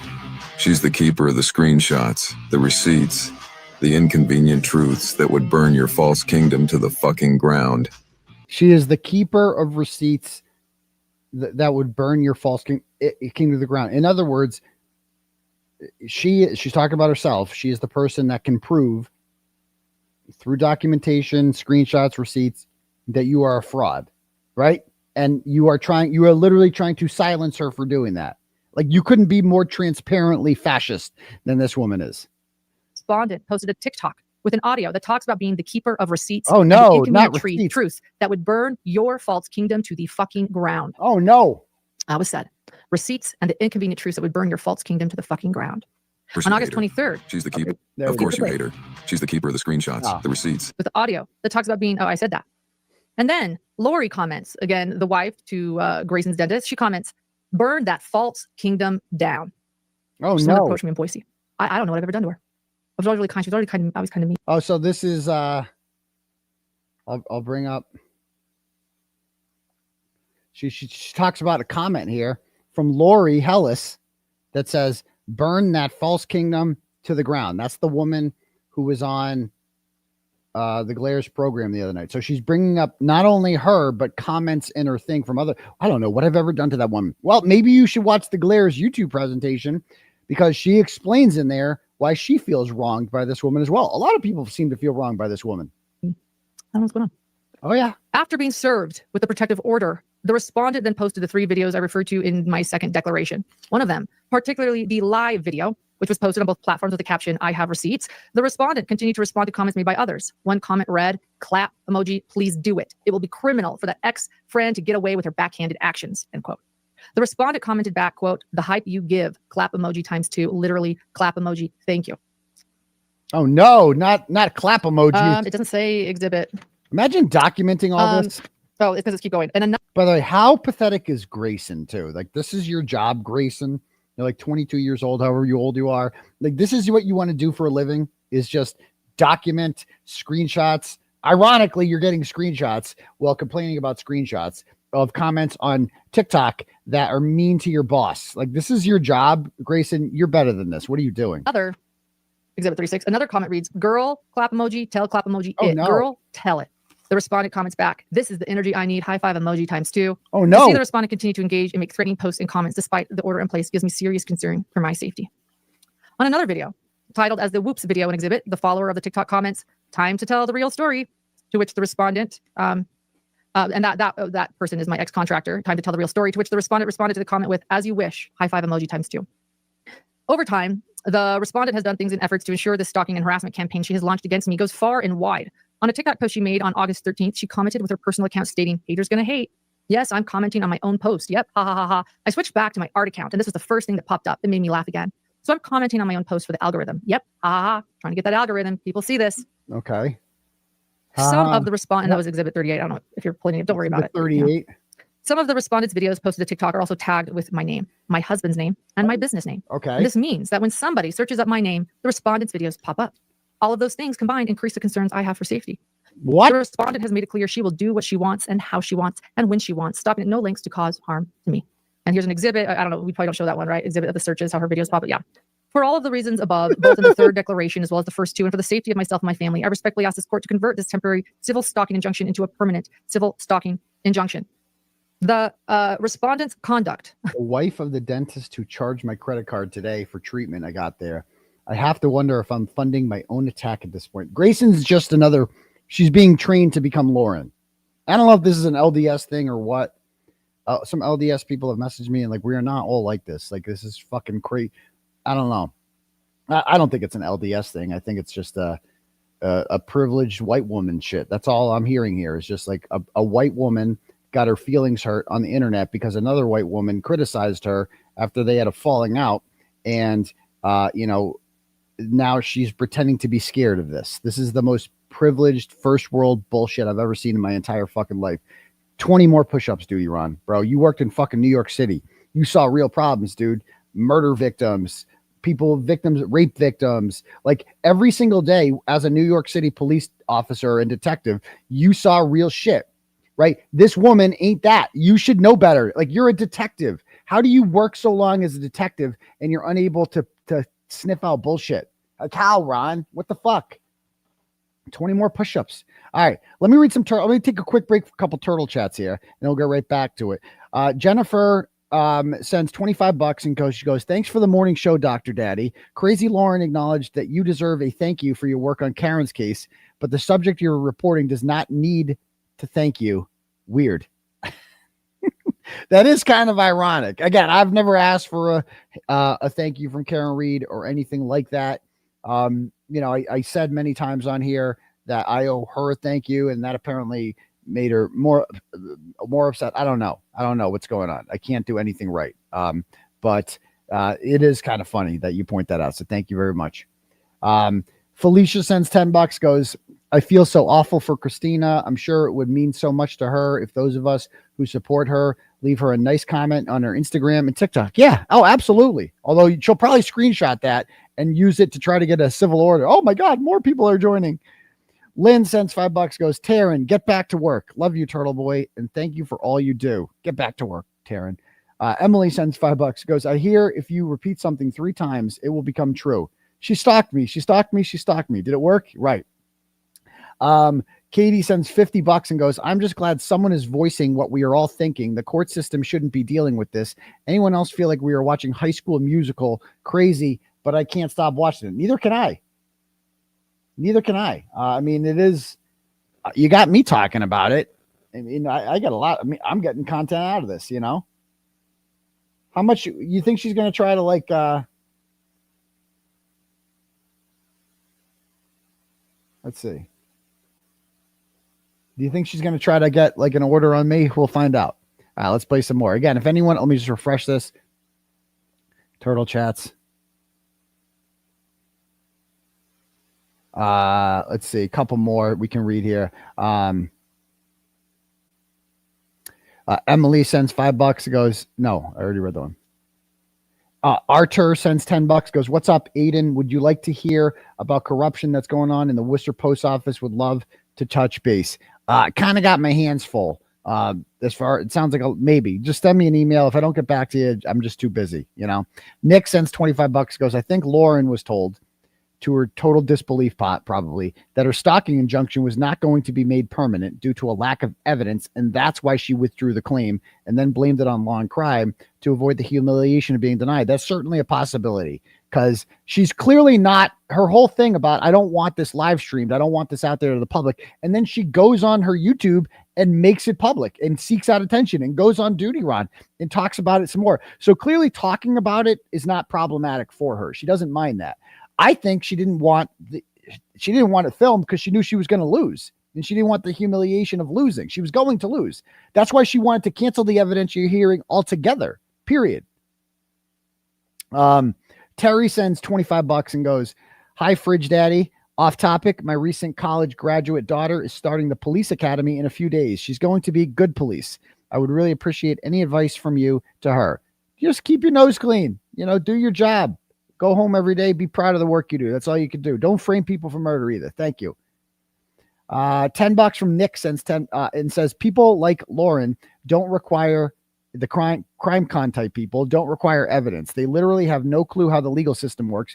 They don't believe in innocent until proven guilty. They don't believe in the 4th and 5th Amendments or the 1st.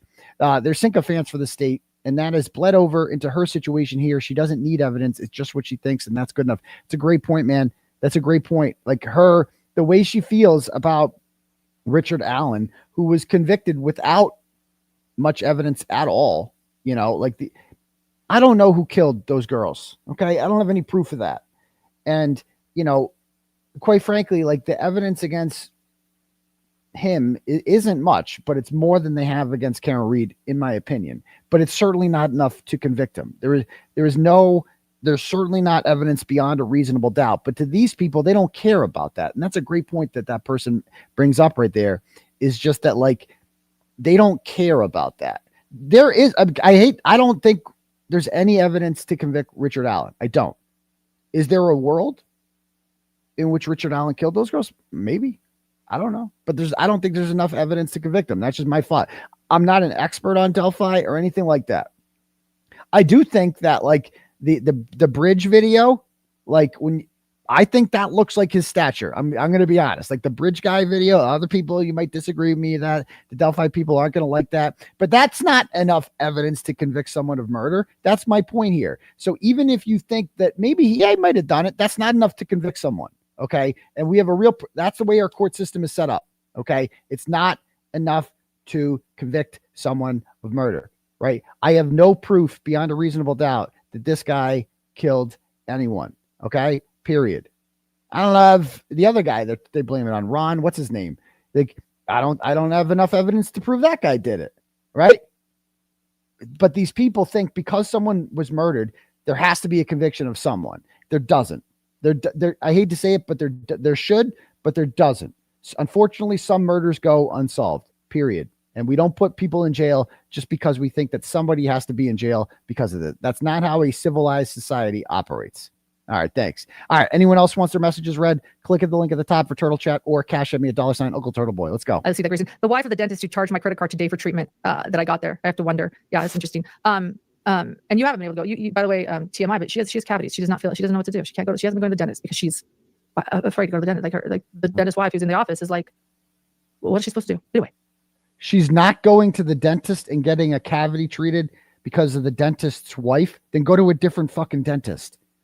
For all those above reasons, both in the third declaration as well as the first two, and for the safety of myself and my family, I respectfully ask this court to convert the temporary civil stalking injunction to a permanent civil stalking injunction. The respondent's conduct, which includes her sustained escalating campaign of public posts, repeated effort to involve third parties, both virtually and physically, direct and indirect contact with my professional networks, and continuing posts that expressly target and shame me and my grieving family, despite being served with a temporary order, demonstrates that only a permanent order will sufficiently deter and constrain her. The harm that she has caused is not speculative, nor is it an isolated event. It is ongoing, extensive, and has significantly impaired my emotional well-being, my ability to work and provide for my family, as well as my family's sense of safety and livelihood. I can't. Next.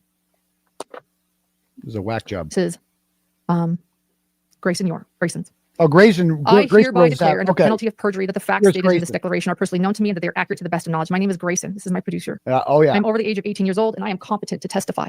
I am knowledgeable personally about the matters I'm testifying about. I'm an employee of the petitioner. I met the stalker in May of 2024. The stalker. After meeting her, I never had much contact with her until October of 2024.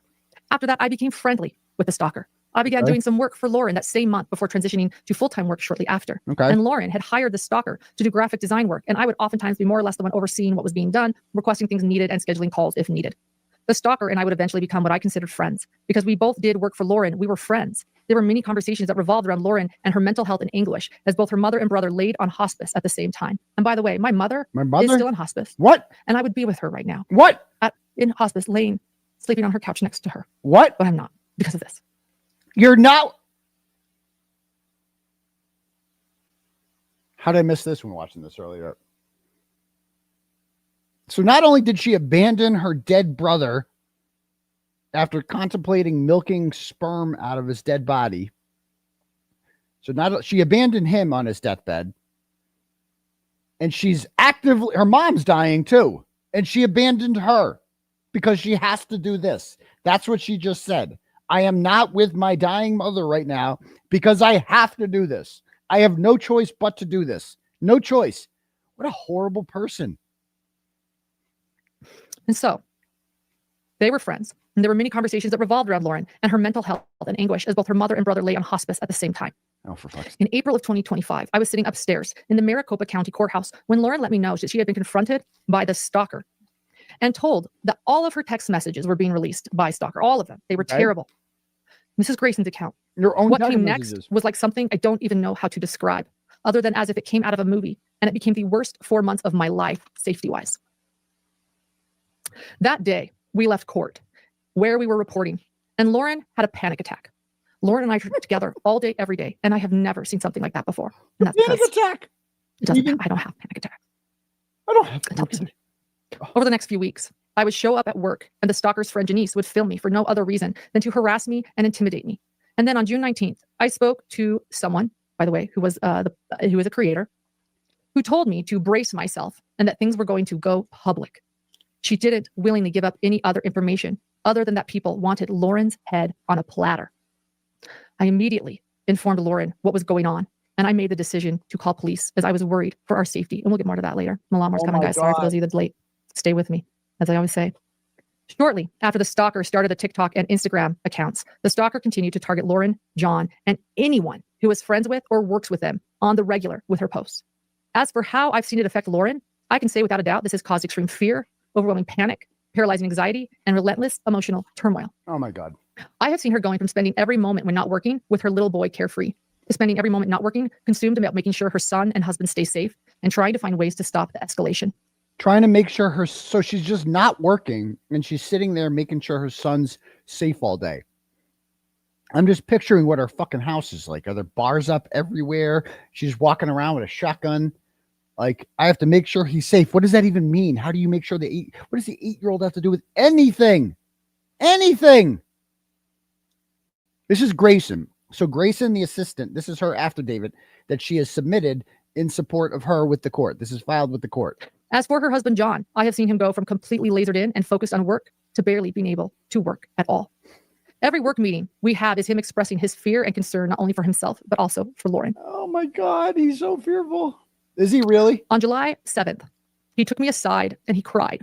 Oh my God. Oh, explaining that he had been woken up at 5 a.m. by Lauren, rocking in bed that morning, who tearfully told him she wanted to kill herself. Oh my God. John informed me, as I am the one most often with Lauren during the day. After that, things intensified, and we made sure that Lauren was never alone and that I kept a close eye on the situation.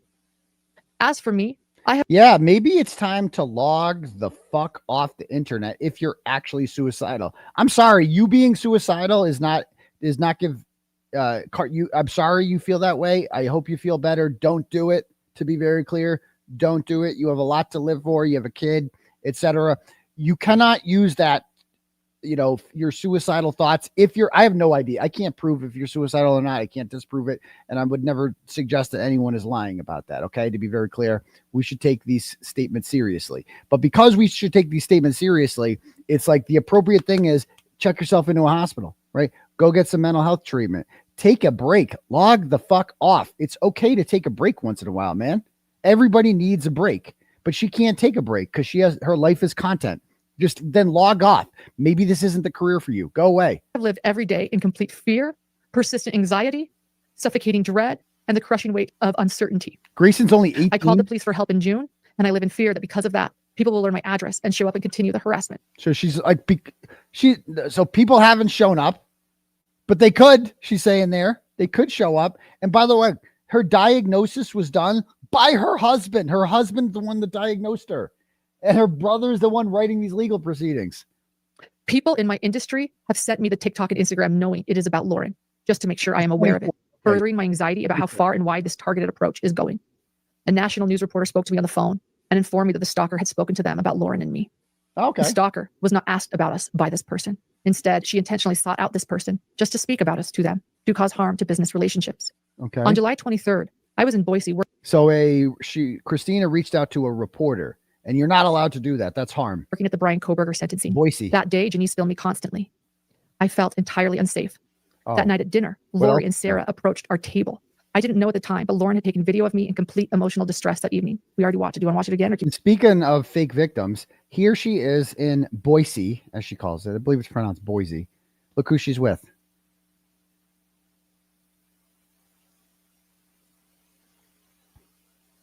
Oh, there she is. Joel Waldman, the guy who pretended, completely lied, who sent a mob after me, after the Wilbur Theater, and lied and tried to hurt me business-wise. So she's so against people that do that. Here she is standing with the man who did that. Right? And a couple weeks after this picture's taken, Susan Hendricks cancels CrimeCon on me. Or no, this is like right. I don't remember the order of events. I think she's in Boise, and then she's like, oh yeah, she's telling me you're going to CrimeCon. And then Joel calls me anti-Semitic, sends a mob. It's just like, of course these people are friends. And of course this woman's friends with her too. Kovenduvas. You know, I'm so sorry, my friend. This is the kind of person that falls for it. Duty run. That's you, bro.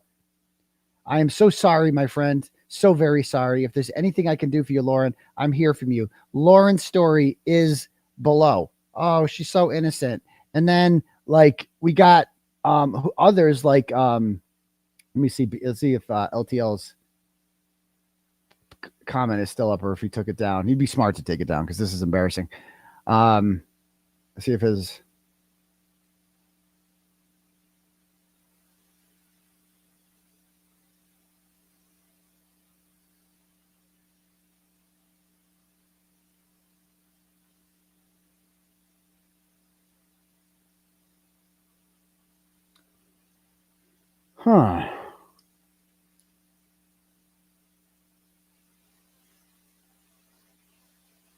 Did he remove it?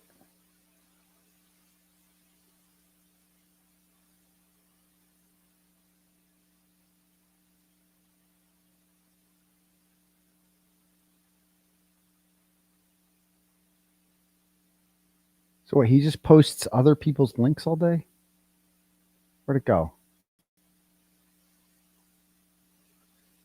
Did he remove it or did I just not see it?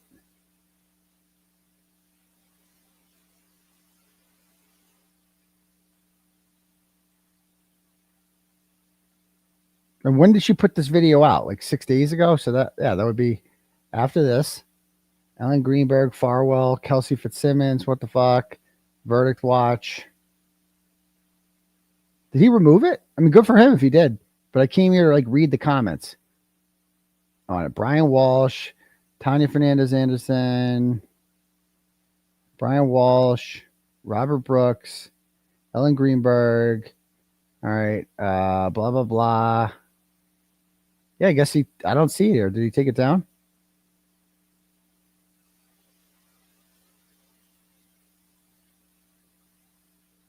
Good for him. All right. There you go. Hey, credit to BLT. If he took that down, good for him, because he was one of the people that was kind of feeding into this nonsense. And glad to see he took that down. All right, back to this.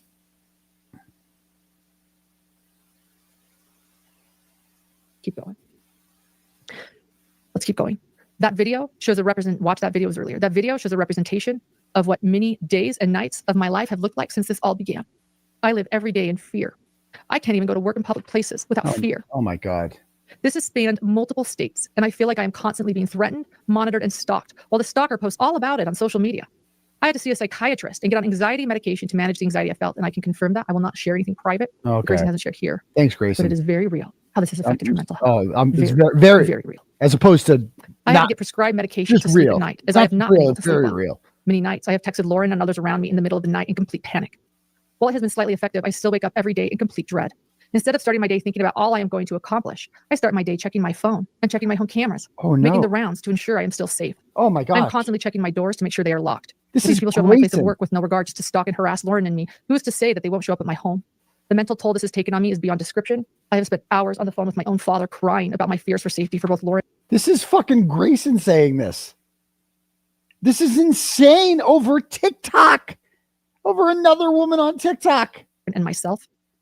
I have felt like I am drowning for 4 months with nowhere to turn and no way to make it stop. Drowning. I fear for our safety and well-being. The stalker has continued her targeted attacks for months. She has not stopped or backed down. Instead, she continues to escalate day by day. I can't keep living like this every day. It has caused great harm to my mental and physical well-being. I want you guys all to know, by the way, that I am seeing all of your super chats, and I want to thank you. We have such a long show, I'm going to still go, but thank you. I'm going to go through every. These are her messages to Lauren. So this must be Grayson's texts. I'm so angry. Like, when does she ever stop? When someone takes their life, it's like that's her goal. And of course I wouldn't do anything, but fuck, like the amount of stress and pressure is insane on both of us. And it's all, it's going to get a lot worse. Like if you're feeling this much pressure, this is what she's saying. If you're feeling this much pressure from some lady on TikTok with 100 views, I got 162,000 and I'm exposing both your asses. Because Grayson, shame on you. You are just as bad as Lauren. All right. You don't have to work for her. You don't have, but you're just as bad as she is. And God knows the text they're sending each other right now. Oh my God, should I kill myself? Should we Michelle Carter this motherfucker? Because that's what they're essentially doing. They're like, oh, do we have to kill ourselves to get what we want? Like it's like weaponizing suicide is evil, man. Evil. One of them, and I see them coming, and I'm seeing familiar names I haven't seen in a long time, and it all means so much. Oh, so much.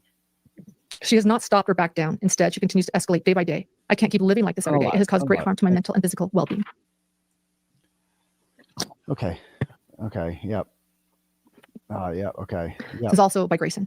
Yep. My name is Grayson. I am the employee of the petitioner in this matter. Okay. I am writing the second declaration to provide the court with additional information regarding the actions of this respondent and the impact it has had on Lauren Matthias and those around her. The effect that the respondent and her stalking and harassing behavior has had. The fact that they think this is evidence. Here's a screenshot of us being irrational.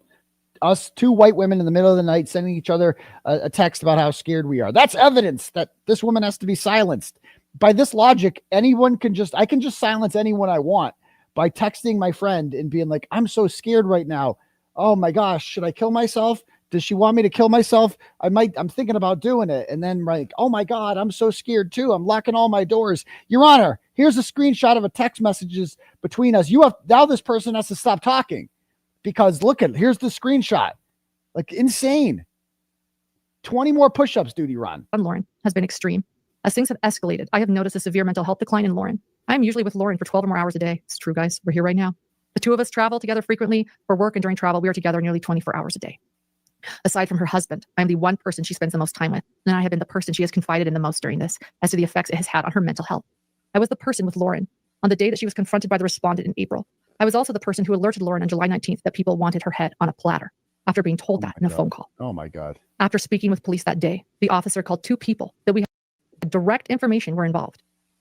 As in the direct information we had about these two people, not the stalker, that they were calling people, sharing private texts of mine, and then I'm going to get into it more later, but an ex-contractor of mine was sharing my private messages, and that she had been in contact with a creator. And the creator was calling victims and people I care about to tell them lies about me that weren't true. We knew about these two people. And this creator is the one that stated people wanted my head on a platter. And after speaking with police that day, the officer called two people we had direct information with were involved.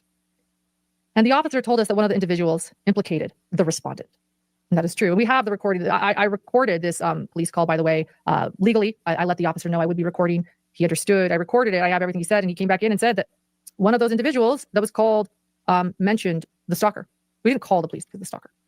We're going to get into that later.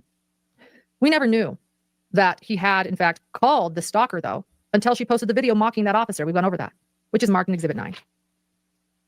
Just a few days after we called the police over safety concerns, a video popped up on my TikTok made by the respondent. And after clicking the profile, I quickly realized that the respondent had made an entire profile dedicated to harassing Lauren.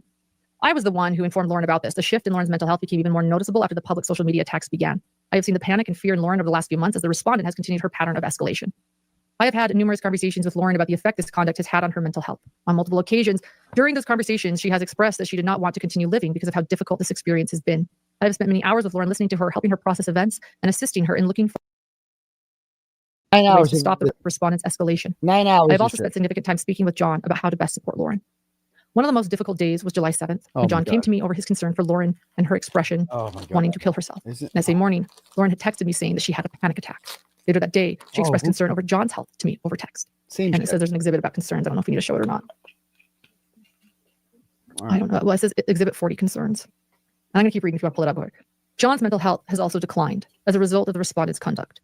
He frequently tells me how stressed he feels and that he is unable to complete work tasks that I have asked of him because there is simply too much happening.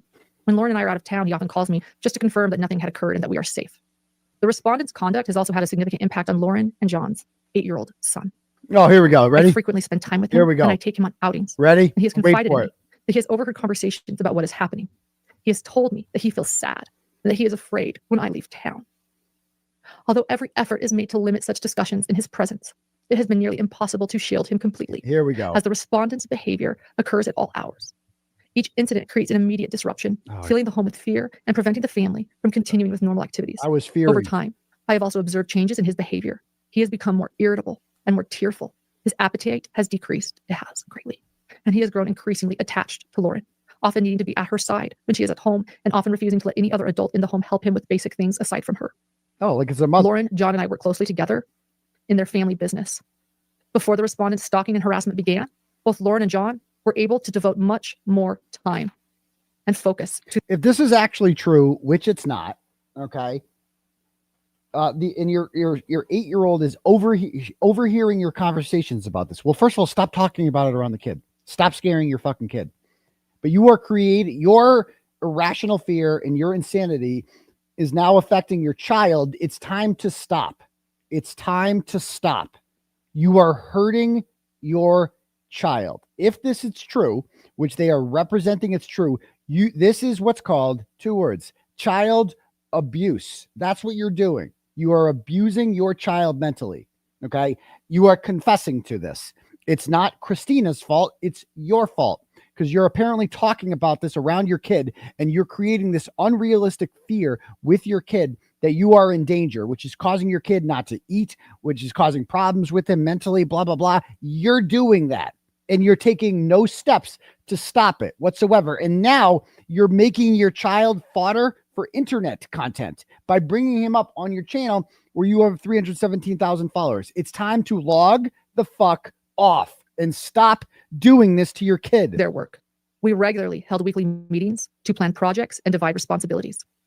Since the respondent's conduct started, those meetings have largely shifted away from business planning and instead center on how everyone is coping and how to keep the business functioning despite the constant harassment and fear created by the respondent and her accomplices. After the court granted the temporary civil stalking injunction on September 4th, I hope that Lauren and I would finally feel safe attending upcoming work events. However, within mere hours, the respondent violated the order. And since then, she has continued to violate it repeatedly. She wasn't arrested. From September 5th to 7th, we attended the CrimeCon Expo in Aurora, Colorado. After arriving on Thursday, September 4th, Lauren and I contacted local law enforcement to notify them of the injunction. That evening, the respondent posted the TikTok, which is titled "Whoops Video and Exhibits." The following morning, Lauren and I met with officers as well as the head of CrimeCon security. During that meeting, we were informed that the respondent herself had already spoken with CrimeCon staff about the injunction and had essentially indicated that she intended to disregard it. To say both Lauren and I had an immediate increase in fear is an understatement. We missed the first few hours of CrimeCon while we waited for the Aurora Police Department to ensure she was removed. Law enforcement notified us later that day that the respondent had been personally served a physical copy of the order and was removed from CrimeCon. Just hours later, the respondent was standing only a few feet away from Lauren and me in 2 feet. The bar area of the hotel with only socks on and holding a camera in her hand. Lauren and I had already been in the bar for several hours when I first saw the respondent. Lauren told me she was afraid, but she also expressed fear of being followed if we left the bar area. I asked a friend nearby to keep an eye on Lauren while I sought help with another friend. I first asked hotel staff if there were any other officers nearby. When I was told there were not, I returned to the bar and called an officer with the Aurora Police Department. Oh my God. The respondent remained in the bar for quite some time, but left shortly after noticing I was on the phone. She then made 2 more videos on her targeted social media accounts within just a couple of hours after leaving the bar. When Lauren and I saw them, Lauren expressed extreme fear due to the threatening nature of the videos. The next afternoon, I was seated in the hotel bar area having lunch with Lauren and several colleagues when both of us observed the respondent just a few feet away. She was escorted into an adjoining restaurant located directly behind us. This restaurant is part of the same indoor bar and dining area and is well within 500 feet of where we were seated. Based on my other observations, the distance was closer to approximately 75 feet, which constituted another violation of the order. The fact that she continues to defy the order even after it was signed by a judge is extremely frightening. Her repeated violations demonstrate not only a complete disregard for the authority of this court, but also a willingness to escalate her behavior regardless of the legal consequences. It's the same shit. It's just like, if she didn't violate the order, if she did, she would have been arrested. Stop it. Okay. It's the same shit. This goes on for a long time. It underscores the seriousness of her conduct. We live in a constant state of fear, losing sleep, and bracing ourselves for what the fear may show up and harm her. She shouldn't have to be panicked 24 hours a day, but time has never de-escalated. Lauren and her husband deserve to perform their jobs without fear of being stalked and harassed through multiple avenues. Lauren deserves to be able to attend work functions out of state without fear if it may show up and harm her. She shouldn't have to be panicked 24 hours a day about what the respondent may do next and how it can impact her life, the life of her family, and her family's life. And to be clear, Grayson is not applying for an order. She's writing this whole thing for her boss, so her boss can get an order. The respondent has shown her great lengths to harm Lauren and seemingly anyone in a close proximity to her. For all of these reasons, I respectfully ask the court to grant a permanent civil stalking injunction to respond. Lauren will continue to live in constant fear for her safety and the safety of her family. A permanent injunction is the only measure. I need more water again. My voice is so dry. But hey, I'm not coughing. Feels empowering. And yes, to those that mentioned my cough started around the same time. Yes. Oh, she caused her to have a cough too. Up next, it's her fault. Dr. John Matthias's declaration. Okay. Oh, this is the husband. My husband's declaration is going to be difficult for you guys. I might need a bathroom break soon. The water. Oh yeah. The time. Get me my drink, bitch. Get me my Stanley. Dr. John Matthias. Dr. John declares the following. Oh, there we go. I love him so much. Sorry. Dr. John Matthias declares the following. I am the husband of Lauren Matthias. I am a clinical and forensic psychologist licensed in both Utah and Nevada. I received an undergraduate degree in philosophy from Princeton University, a master's degree in marriage, family, and child counseling from the University of Southern California, and a doctorate in counseling psychology from the University of Southern California. I am currently a partner with Lauren in Hidden Productions, where we co-host the Hidden True Crime podcast and YouTube channel. I also supervise doctoral students at the University of Nevada, Las Vegas, and have done so since 2007. Ooh, big shot. I have evaluated over 500 criminals for the risk of recidivism and mental health problems, psychopathology related to criminality. I have been certified by the Utah Department of Corrections and the Utah Network of Juveniles Obtaining Safety to conduct forensic evaluations with both adult and juvenile offenders. I have been approved by the State of Nevada Parole and Probation to perform forensic evaluations and to work with juvenile and adult offenders in therapy groups. I have been certified by the federal courts as an expert in forensic work to perform forensic evaluations. I have received federal and state expert services contracts to perform forensic work and to conduct forensic evaluations. I have also led and conducted hundreds of therapy groups with hundreds of convicted felons. And if I don't write this letter, I'm not going to get laid for the next year. So I have to write. This is coercive control, is it not? 1996. In addition to working with hundreds of child and adult victims of trauma and abuse. Since April 2025, I have personally observed the ongoing harassment and stalking directed at my wife, Lauren, both as her spouse and as a licensed psychologist. I have witnessed the profound toll this harassment has taken on her mental health. She has suffered from heightened anxiety and depression, hopelessness and despair, and repeated panic attacks. If I was married to she you, has internalized many of the cruel and false narratives directed at her, which has eroded her self-esteem.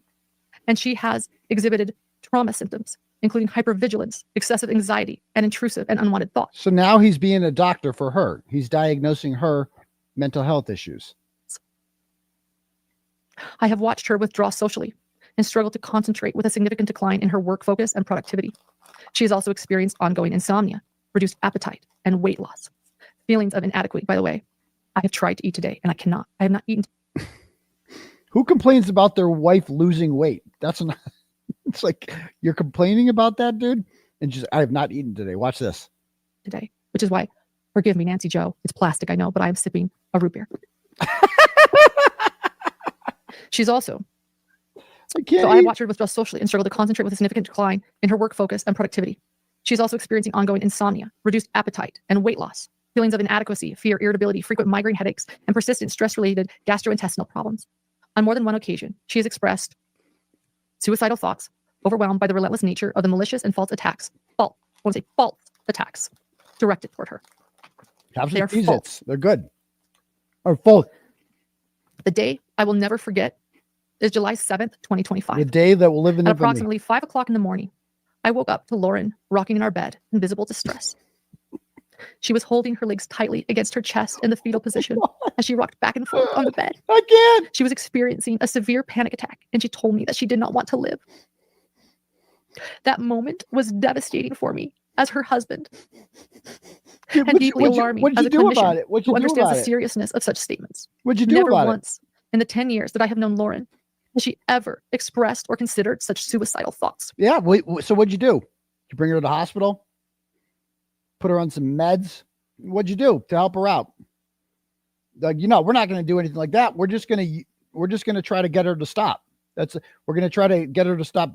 The problem isn't her. The problem is the woman with the TikTok. The TikTok lady is doing this to her. Okay. I was devastated and concerned by this extreme change in her behavior. Oh, yeah. Our 8-year-old son. Oh, here we go. This is what the media wanted.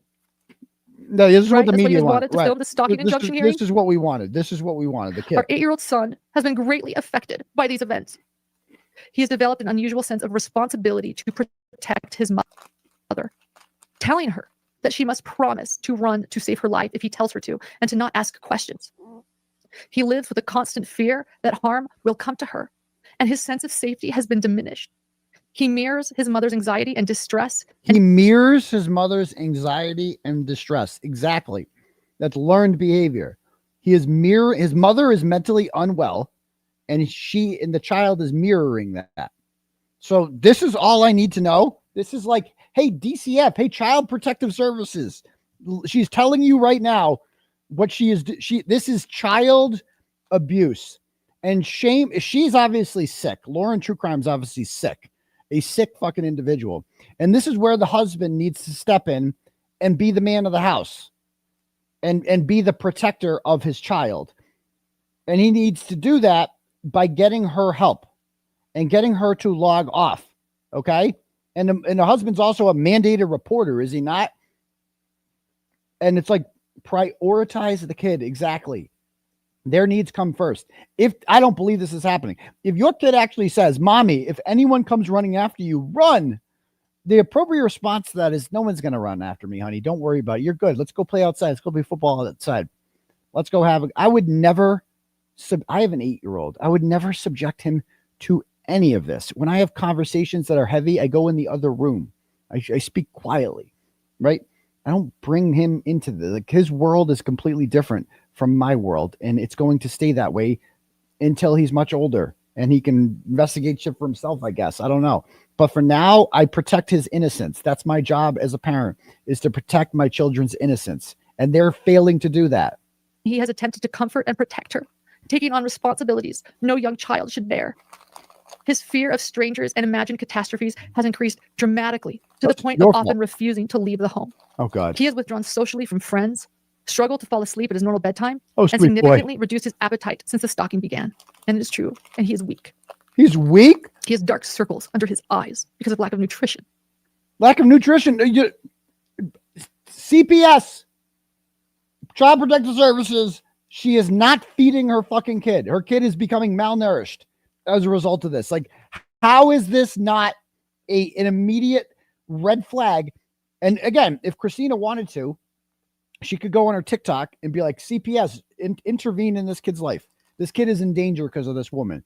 And she would then use that to try to get another order on her. So I'll see it right now. Child Protective Services, do your job. This woman is literally confessing that her child is not eating because of her behavior. It's disgusting.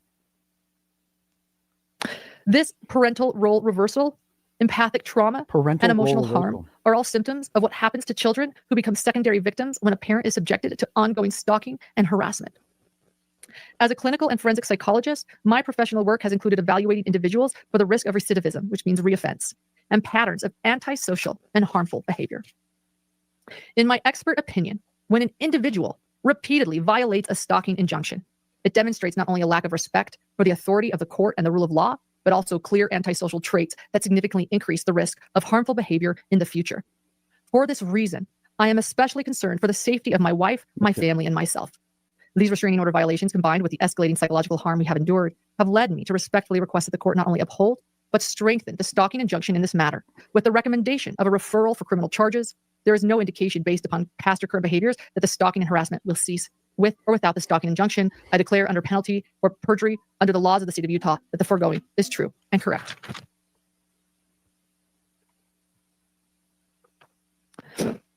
This is from a friend of mine.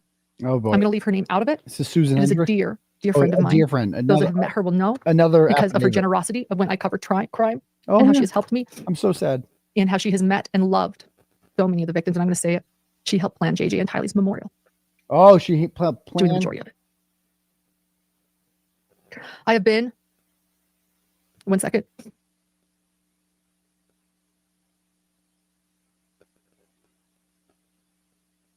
One second, conversing. Okay, 1 second. Yeah, okay. So this is somebody. So this is somebody involved with Lori Vallow's that memorial, by the way, kids. Because of the bullying of one of the accomplices. JJ and Tylee's memorial. One of the accomplices wasn't allowed in that memorial, not because of me, because of bullying of someone else. So I was just reminded of that, hence the silence. But yeah, so it had nothing to do with me. Nothing. But if you want to, I guess it's projected. If you want to know like, who's the problem, because one of the rumors about me, you're the I was problem waiting for the end to say, because you guys are probably wondering what I've done. I've done nothing. One of the rumors is I say terrible things about victims of crime. That's one of the biggest rumors. I don't. I protect them with my entire heart and soul. Oh, you're so who's blaming important. who? You're so important. And I say that because that has gone around to several places, including media. I don't. It's false. Have you noticed a theme with these people? People like her, Kofin Doofus, Joel. Have you noticed how they always kind of present themselves? Susan Hendricks is the same way. They always try to present themselves as like the defender of victims. I stand with victims. And even all the John O'Keefe, like all the anti-Karen Reed people, like who did they hide behind? John O'Keefe, right? They were just like, no, we're doing this for John. Like, it's okay to support. They're really doing it for the McAlberts, but they said they're doing it for John, right? And like, this is that's like a red flag right there. Notice the similarities. It's the same type of people who always say that they're doing this for the victims. I'm always weary of people who say that because it just seems like they're using that as something to hide behind. Like I'm here for the victims. Are you? You don't even know these people. Like but okay. And it's defamatory. Yeah, right. Oh, then sue them for my friend planned the memorial for JJ and Tylee. Okay. And I helped. Congratulations. I didn't live stream. I didn't cover it. Oh, okay. I also was there. We were roommates. Congratulations. We did it for those children. The children, right? For the children, right? How could I forget? For the children. Exactly. So in other words, one of the people who has been bullying me was not allowed into the memorial because of the bullying of family members of the victims. There's a long history here. And maybe people should think about that before they believe things without evidence. From my friend. I have been a very close friend of Lauren Matthias for over a decade. She lived in my house for several months at a time in 2023 and 2024 while she was covering the Ďaybel murder trials in Boise, Idaho. I have stayed in her home while I've been in Las Vegas, Nevada for work. Lauren and I speak regularly. We've spent significant time together over the years, and we've been there for each other through all of our highs and lows over the last decade. She is truly one of my closest friends. Exactly. In addition to being Lauren's closest friend, who planned the entire memorial with me for victims that I care about. I've worked as a high-level political consultant. No, she lives in Nevada. She lives in Nevada. So I have helped lead large political campaigns and Henderson, organizations, Nevada. including Nevada State Director and Western Regional Political Director for Governor Mitt Romney's 2012 presidential campaign, National Deputy Political Director for Secretary of State Marco Rubio's 2016 presidential campaign, Regional Political Director and National Deputy Political Director for the So she's having a letter written by some big shot in the Republican Party. Republican National Committee, Chief Operating Officer, and Executive Director of the California Republican Party. Additionally, I've helped elect several members of the Congress, a U.S. Senator, and several governors. I've helped Let's leave politics out of this, by the way. I'm sharing her resume. It's important. This is an amazing woman, no matter what side of the aisle you are on. Look how serious she and is. She knows politics. She's so serious. As a professional in the political and public relations space, I regularly encounter untruthful statements, misinformation, threats, dehumanizing language. Do you have something to pause real quick? Oh, pause real quick. Okay, yep. Grayson, yep. So just to confirm what I said about one of the bullies not being allowed in the memorial, we received a text with the official document that was given to security with her picture to say she is not to be allowed in the memorial. Okay, yeah, okay, thanks. I just saw the picture given to security of this woman saying she is not allowed inside this memorial. Cool. Information, threats, dehumanizing language, and vicious online bullying tactics related to clients that I am advising. I have seen up close how damaging, hurtful. Security, Janice Blank is not allowed. So this is Janice. So she's bullying this woman? She showed it. I wasn't going to show it. She showed it. There it is. That's the fact. I have seen, okay, let's remove it. I have seen up close how damaging, hurtful, scary, and devastating these online tactics can be. Once a post or video takes off online, it's almost impossible to stop, and the reputation damage created can be significant and incredibly difficult to correct. When Lauren reached out to me a few months ago to confide in me that she was dealing with online bullying from a former acquaintance, I was immediately concerned for her from the standpoint of being her close friend and from a professional standpoint based on the troubling online behavior and bullying that I have seen over the years and in my profession. She knew what this was and she knew what it meant. Over the past several months, I have personally witnessed the severe emotional toll that ongoing harassment, bullying, and stalking by this stalker has had on Lauren. I have spent many hours on the phone with her, consoling her as she has struggled with anxiety, sadness, hope, hopelessness, and fear, not only for herself, but also for her husband and young son. Oh, God. She has been deeply stressed, depressed, and worried about her safety, her family safety, okay. her reputation, and her business that she has worked so hard to build. The same shit. Ready? They just want to burn that fucking false kingdom down, don't they? Even though I have... She swore. They just want to burn that fucking false kingdom down, don't they? This is a crazy person, man. Just, you can hear, listen to how she just says that. This is a psycho. Put about her safety, her family safety, her reputation, and her business that she has worked so hard to build. Here we go. But they just want to burn that fucking false kingdom down, don't they? Even though I have... Just look at that. Just feel the anger in her voice. I just want to burn it. Fucking... This is a psychopath, man. This is an angry... This is not a... She's not sad. She's angry. She's furious. You just see it in her eyes. Put my heart and soul into Hidden True Crime, and it is good. Oh, it is so good. And it is worthy. Oh, it is worthy. And it deserves. It deserves to be here. To be here. Okay. I have worked so hard. Oh, yeah. Okay. But they want to just take me down in a heartbeat. They want to my take child's you down. livelihood, my husband's livelihood, and my livelihood. Child's livelihood. I have worked so hard to build. Thank you to my friend. It has been heartbreaking. You don't have a fucking right to do this. I mean, you can. You don't have if you feel unsafe, the rest of the world doesn't have to accommodate you in order for you to keep doing your job. The way this harassment has worn her down emotionally and affected her mental health and peace of mind in a very real way. Lauren has expressed to me her constant fear for her safety and for the safety of her husband and their young son. She has shared her worries about the damage this harassment has done and could continue to do to her business, professional relationships, and reputation. I have observed that this ongoing harassment has caused Lauren to become increasingly anxious and depressed. She has often sounded distraught, fearful, and overwhelmed. Oh, boy. As a close friend of Lauren's, I believe the stress of these attacks has clearly impacted her ability to feel safe in daily life and has created ongoing emotional distress. Thank you for your time and for allowing me to share what I have witnessed. Okay. Yeah, hit up that thing. Sure. But like I said, if I'm going to do this and doing it right, we're going through everything. Grace and I said we're in for the long haul. Oh, we're in for the long haul. This was written by my dear friend, Susan Hendricks. Oh, Susan Hendricks wrote one. She was the anchor of HLN and a former anchor of CNN. Yeah, we all know. So Susan Hendricks is the woman who befriended me and was talked to me for months, invited me to CrimeCon back in April, said that she was going to interview me. I was going to be featured on the stage. I'm a big shot. She was outside the court talking to me every day. She was cool. And she's for a woman of her age, she's very attractive, Susan Hendricks. I'll give her that. But she's a 𝗫𝗏 truther. And she's, kind of, she's a CNN person at the end of the day. And at the end of the day, she was a snake to me. She did me wrong. She just didn't tell me that I was never actually invited or what happened. And like a few weeks before CrimeCon, she was just like, psych, you're not coming. Didn't say why. I think she was using me to try to get Karen Reed, as if Karen Reed's going to go to fucking CrimeCon. Give me a break. And has become a dear, dear friend. And she has witnessed a lot of this. Oh, yeah. She's witnessed a lot of it. And Susan offered to write this. And Susan was going to testify. She did. She compared herself to my stalking injunction. She did. Hearing. Who are dead. On Thursday that I have now withdrawn from. Oh, to protect my family. To protect my family. Okay. 𝗺𝗆 was going to be the witness for the respondent for my stalker. Okay. To let her, like I said, I haven't talked to her in years. Here's Susan. That is us at the Clue Awards at CrimeCon, where I was able to see the victims of Delphi, Indiana, rewarded, and as well as the officers and prosecutor. This is when she had the new badge. Okay, the badge that didn't belong to her. My name is Susan Hendricks. I am a former anchor for CNN and HLN. She compared herself as well to as Charlie Kirk. I first met Lauren. Did I miss when she compared herself to Charlie Kirk? Did I go by that? That's insane. Matthias in the fall of 2024 while reporting on the highly publicized double murder trial in Delphi, Indiana. The trial was among the most intense that I have ever covered in my career, with no cameras allowed inside the courtroom. It demanded long days, sleepless nights on the courthouse steps, and hours spent waiting in line just to gain access. It was under these extraordinary circumstances that I became acquainted with Lauren, not only as a fellow journalist and colleague, but very quickly as a friend.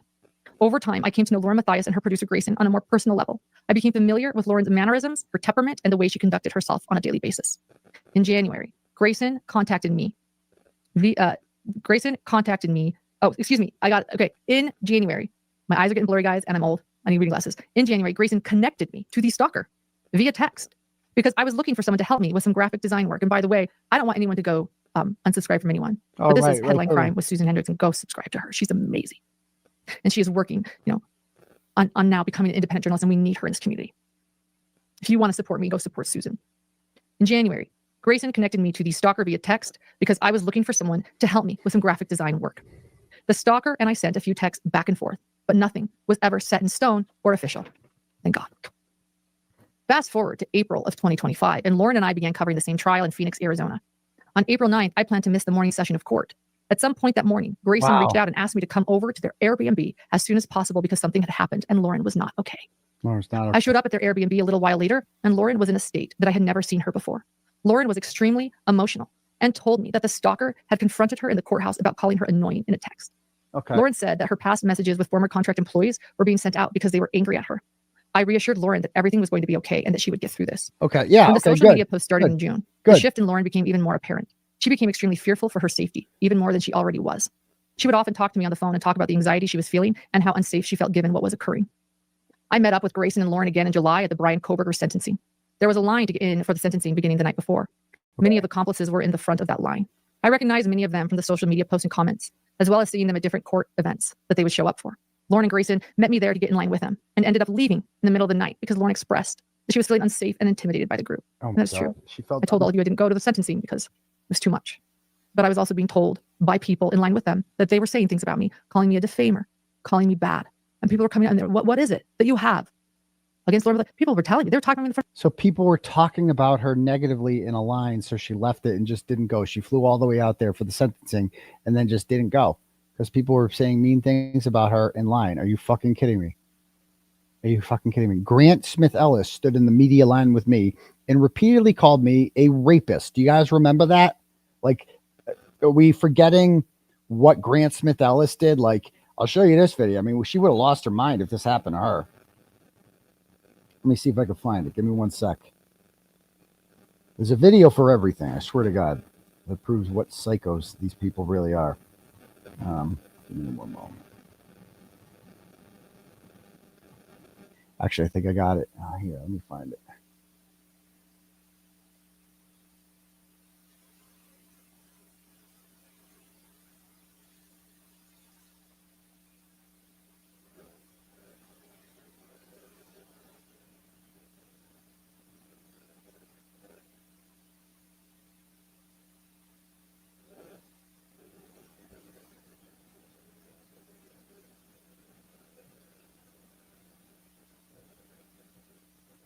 Give me 1 minute. I'll find it.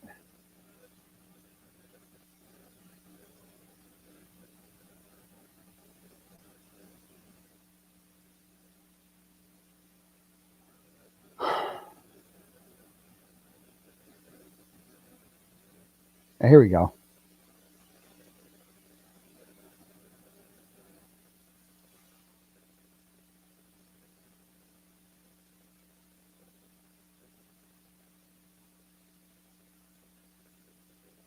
Oh, I gotta download it. Can't just play it off of here.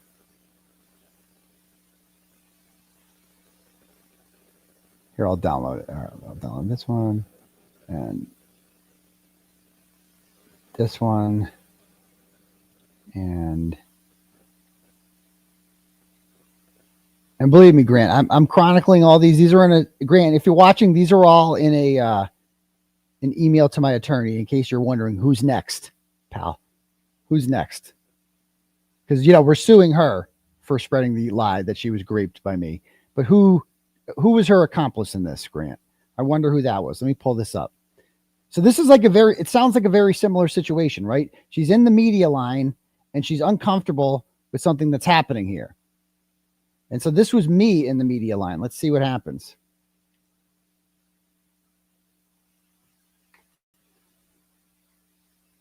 Give me 1 sec. Audio. All right, let's play this. You are an accused rapist. You sent a video of you raping 𝗫𝗏𝗄𝗃 Kearney to her, and you admitted to it in text. Fuck you. Get to the back of the line. Do not touch property that does not belong to you. You may leave the line. So that's me in the media line. Picture if that had happened to what's her face? She would have lost her goddamn mind. Again, I'm not bringing this up because I'm like a victim or anything like that. I'm bringing this up because this shit happens to me all the time, and you don't see me sitting here crying about it. Like, it's about how you handle it. You're not handling it well. Maybe you're not cut out for this line of work. What would you do if Grant did this? Let's see. And I stood for him. No, you didn't. Yes, I did. Fucking accused rapist. You want me to tell them about the text messages and the video you sent of you raping Lindsay? Fucking accused rapist. Get out of my fucking line.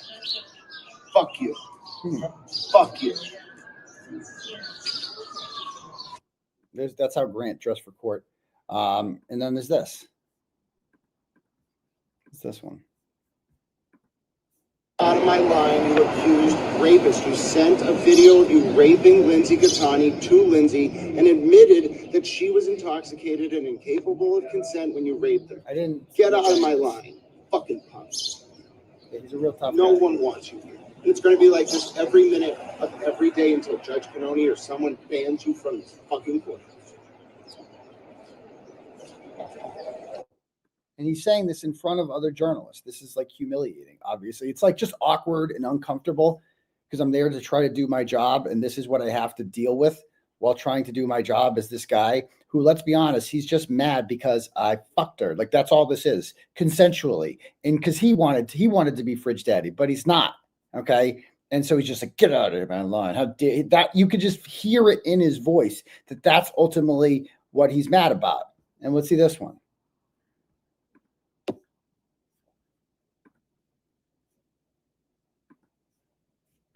Interesting. So, I don't see anyone from Boston. No one wants you here, you fucking accused rapist. I don't see anyone. All right, cool. Just telling me I can't show up, I can't do my job. You know, you don't see me sitting here crying about protective orders. Probably could have got one of Grant. No, probably couldn't, but I wouldn't, because that's not what protective orders are for. I wish he wouldn't do this. It is uncomfortable. It is defamatory, but I'm not going to weaponize the courts to, send him to jail for this. You may leave the line to go get food. You may be an accused rapist who admitted to their crime and sent a video of it to their victim, 𝗬𝗃𝗃𝗃 𝗃𝗃. You may... What about this one? Last Grant one.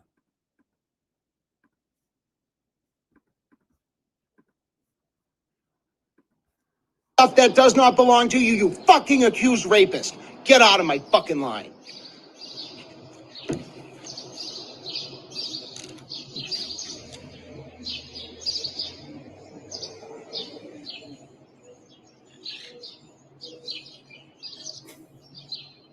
Look at him. Yeah, I've only been on it since 11:05.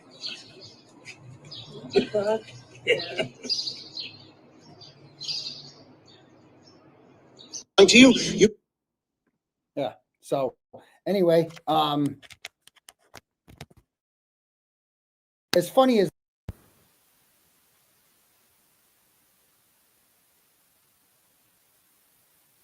sitting there trying to do my job, trying to go into the courthouse, and he's just sitting there calling me a rapist in front of all these people.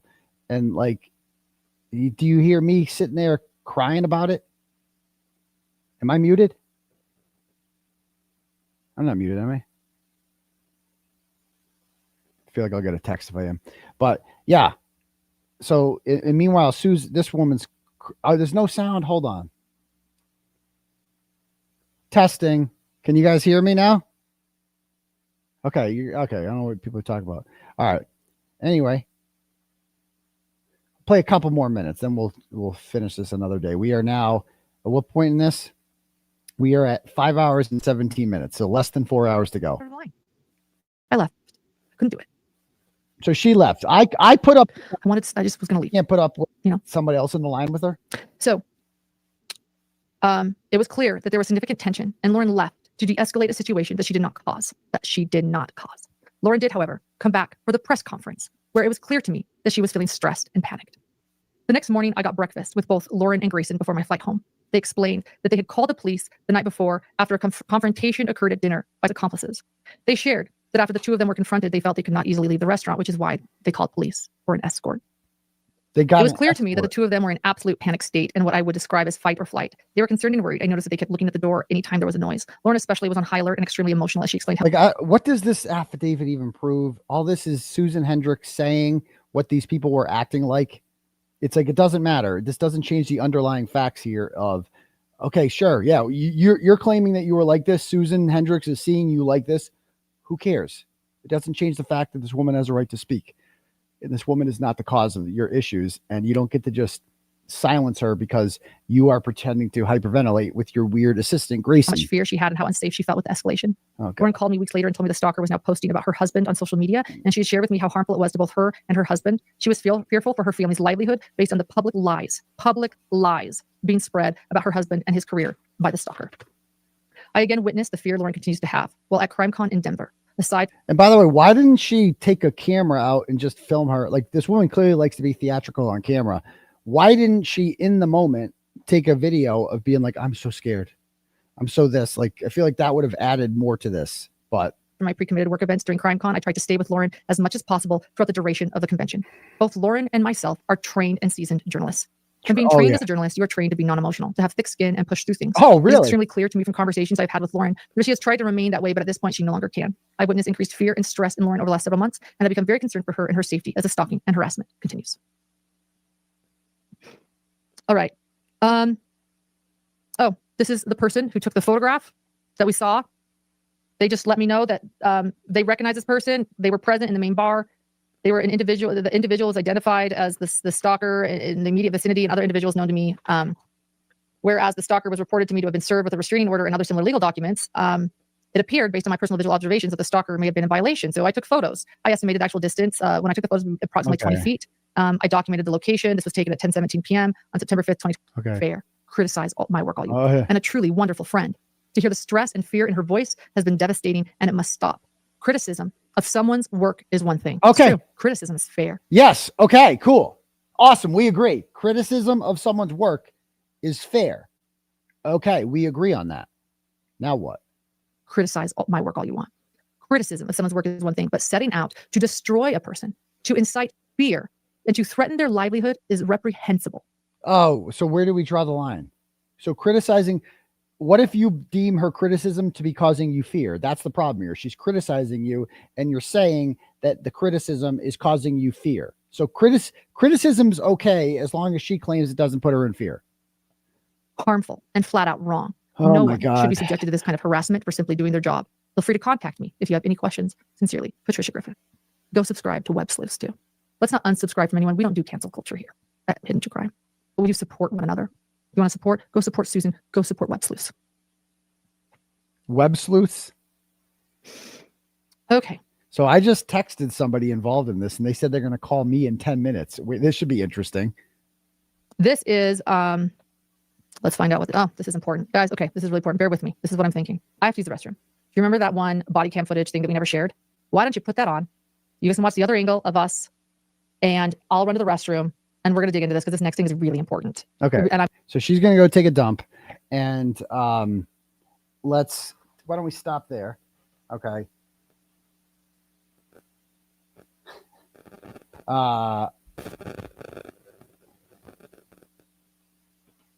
Anyway. Okay. So let's read some turtle chat, shall we?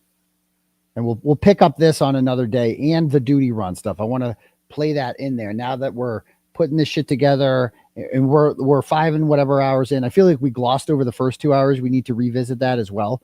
So this is we're gonna do another stream on this tomorrow. Okay, we'll do that, and we'll do one Friday as well during the day. We'll do these midday streams. Okay, these 10 a.m. streams. I like doing this. It's fun. And then we'll have Turtle Club at night or whatever, and we'll revisit some of the stuff with sex cults. And that's that. So I hope you guys are enjoying my midday YouTube presentations. It's something different. It's something new. Yeah, let me see what we got. Let me read some turtle chats.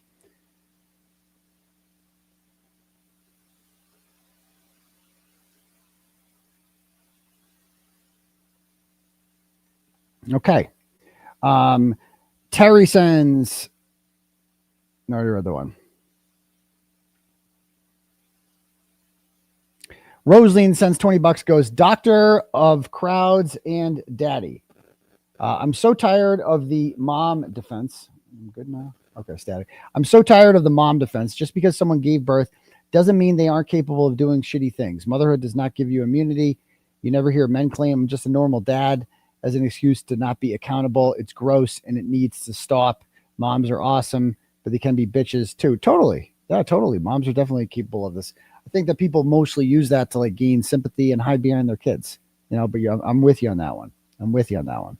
It's why they were like, well, Jennifer McCabe's not capable of murder, but Karen Reed is, because Jennifer McCabe has kids. So Karen Reed, it's like, oh, how could she kill? How could she be involved in a murder? She's got kids. She's just a normal mom.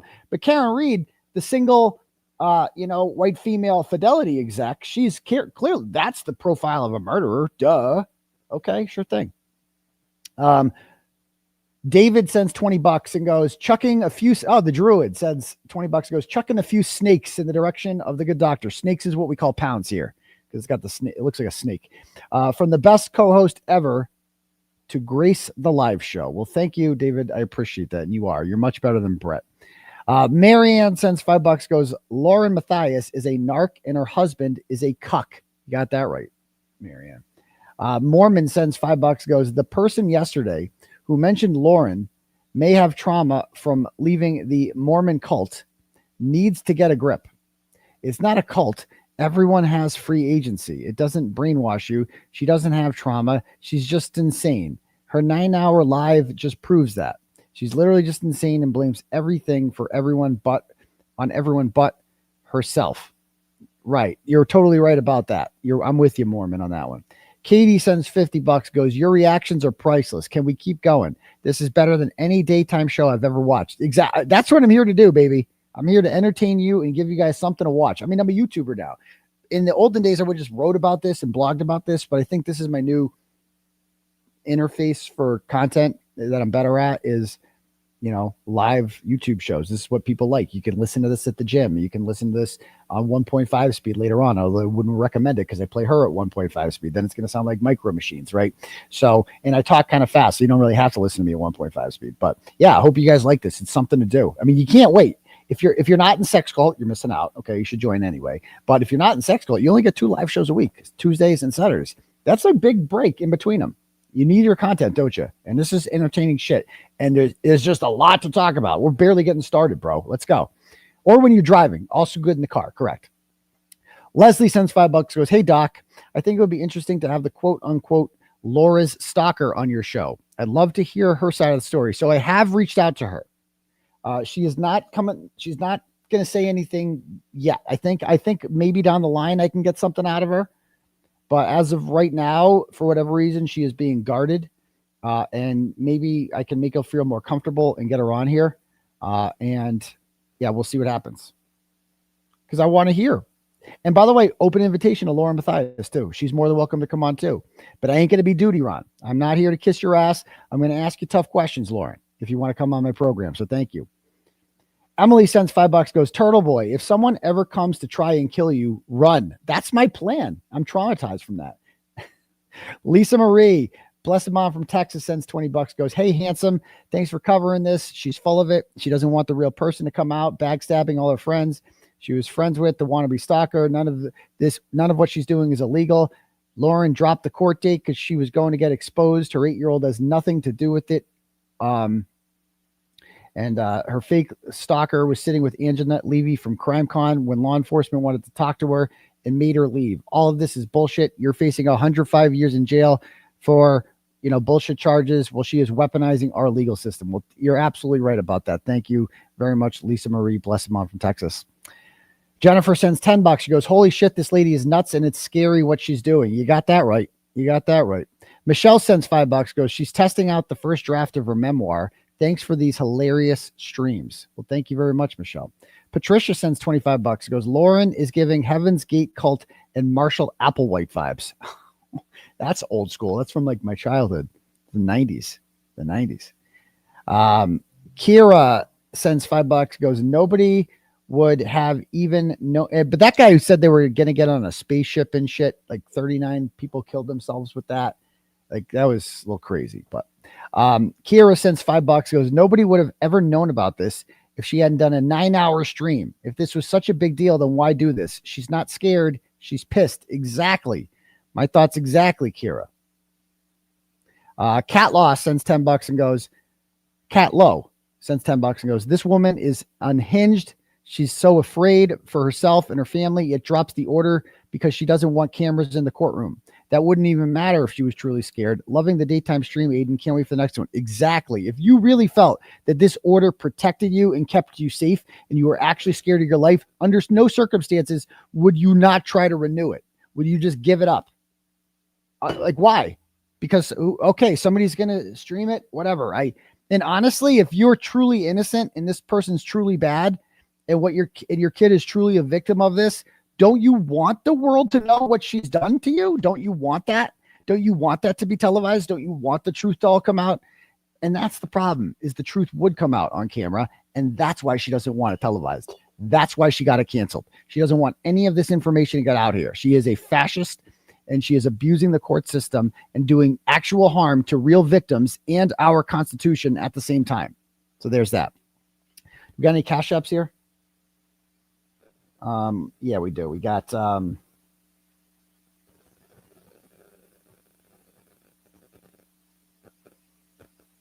Emily sends $5 and goes, I am still in shock and horror by the sperm thing. Turtleboy, your reactions are all of us. Can you get Lori on the show? She seems like a very intelligent attorney. Her responding to you on X was complete manipulation. Yeah, I would love it. And Lori, if you're watching out there, I'd love to have you on, or this Janice person, or Lindsay, whoever, not Lindsay, this Lindsay person who is friends with them, or Anjanette Levy, or any of these people. If they want to come on and talk about this, I'd be, and I know Lori Hellis is speaking out, and she's more than welcome on my YouTube presentations. I'd love to have her on here if that's something she's interested in. Shannon sends $10, goes, where is DCF?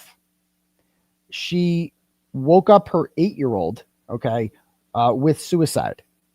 And this person's calling me right now. I'm not going to tell you who are, because I don't want this as content, but it's somebody who I've been talking about in the stream. I'm going to call her back in a minute.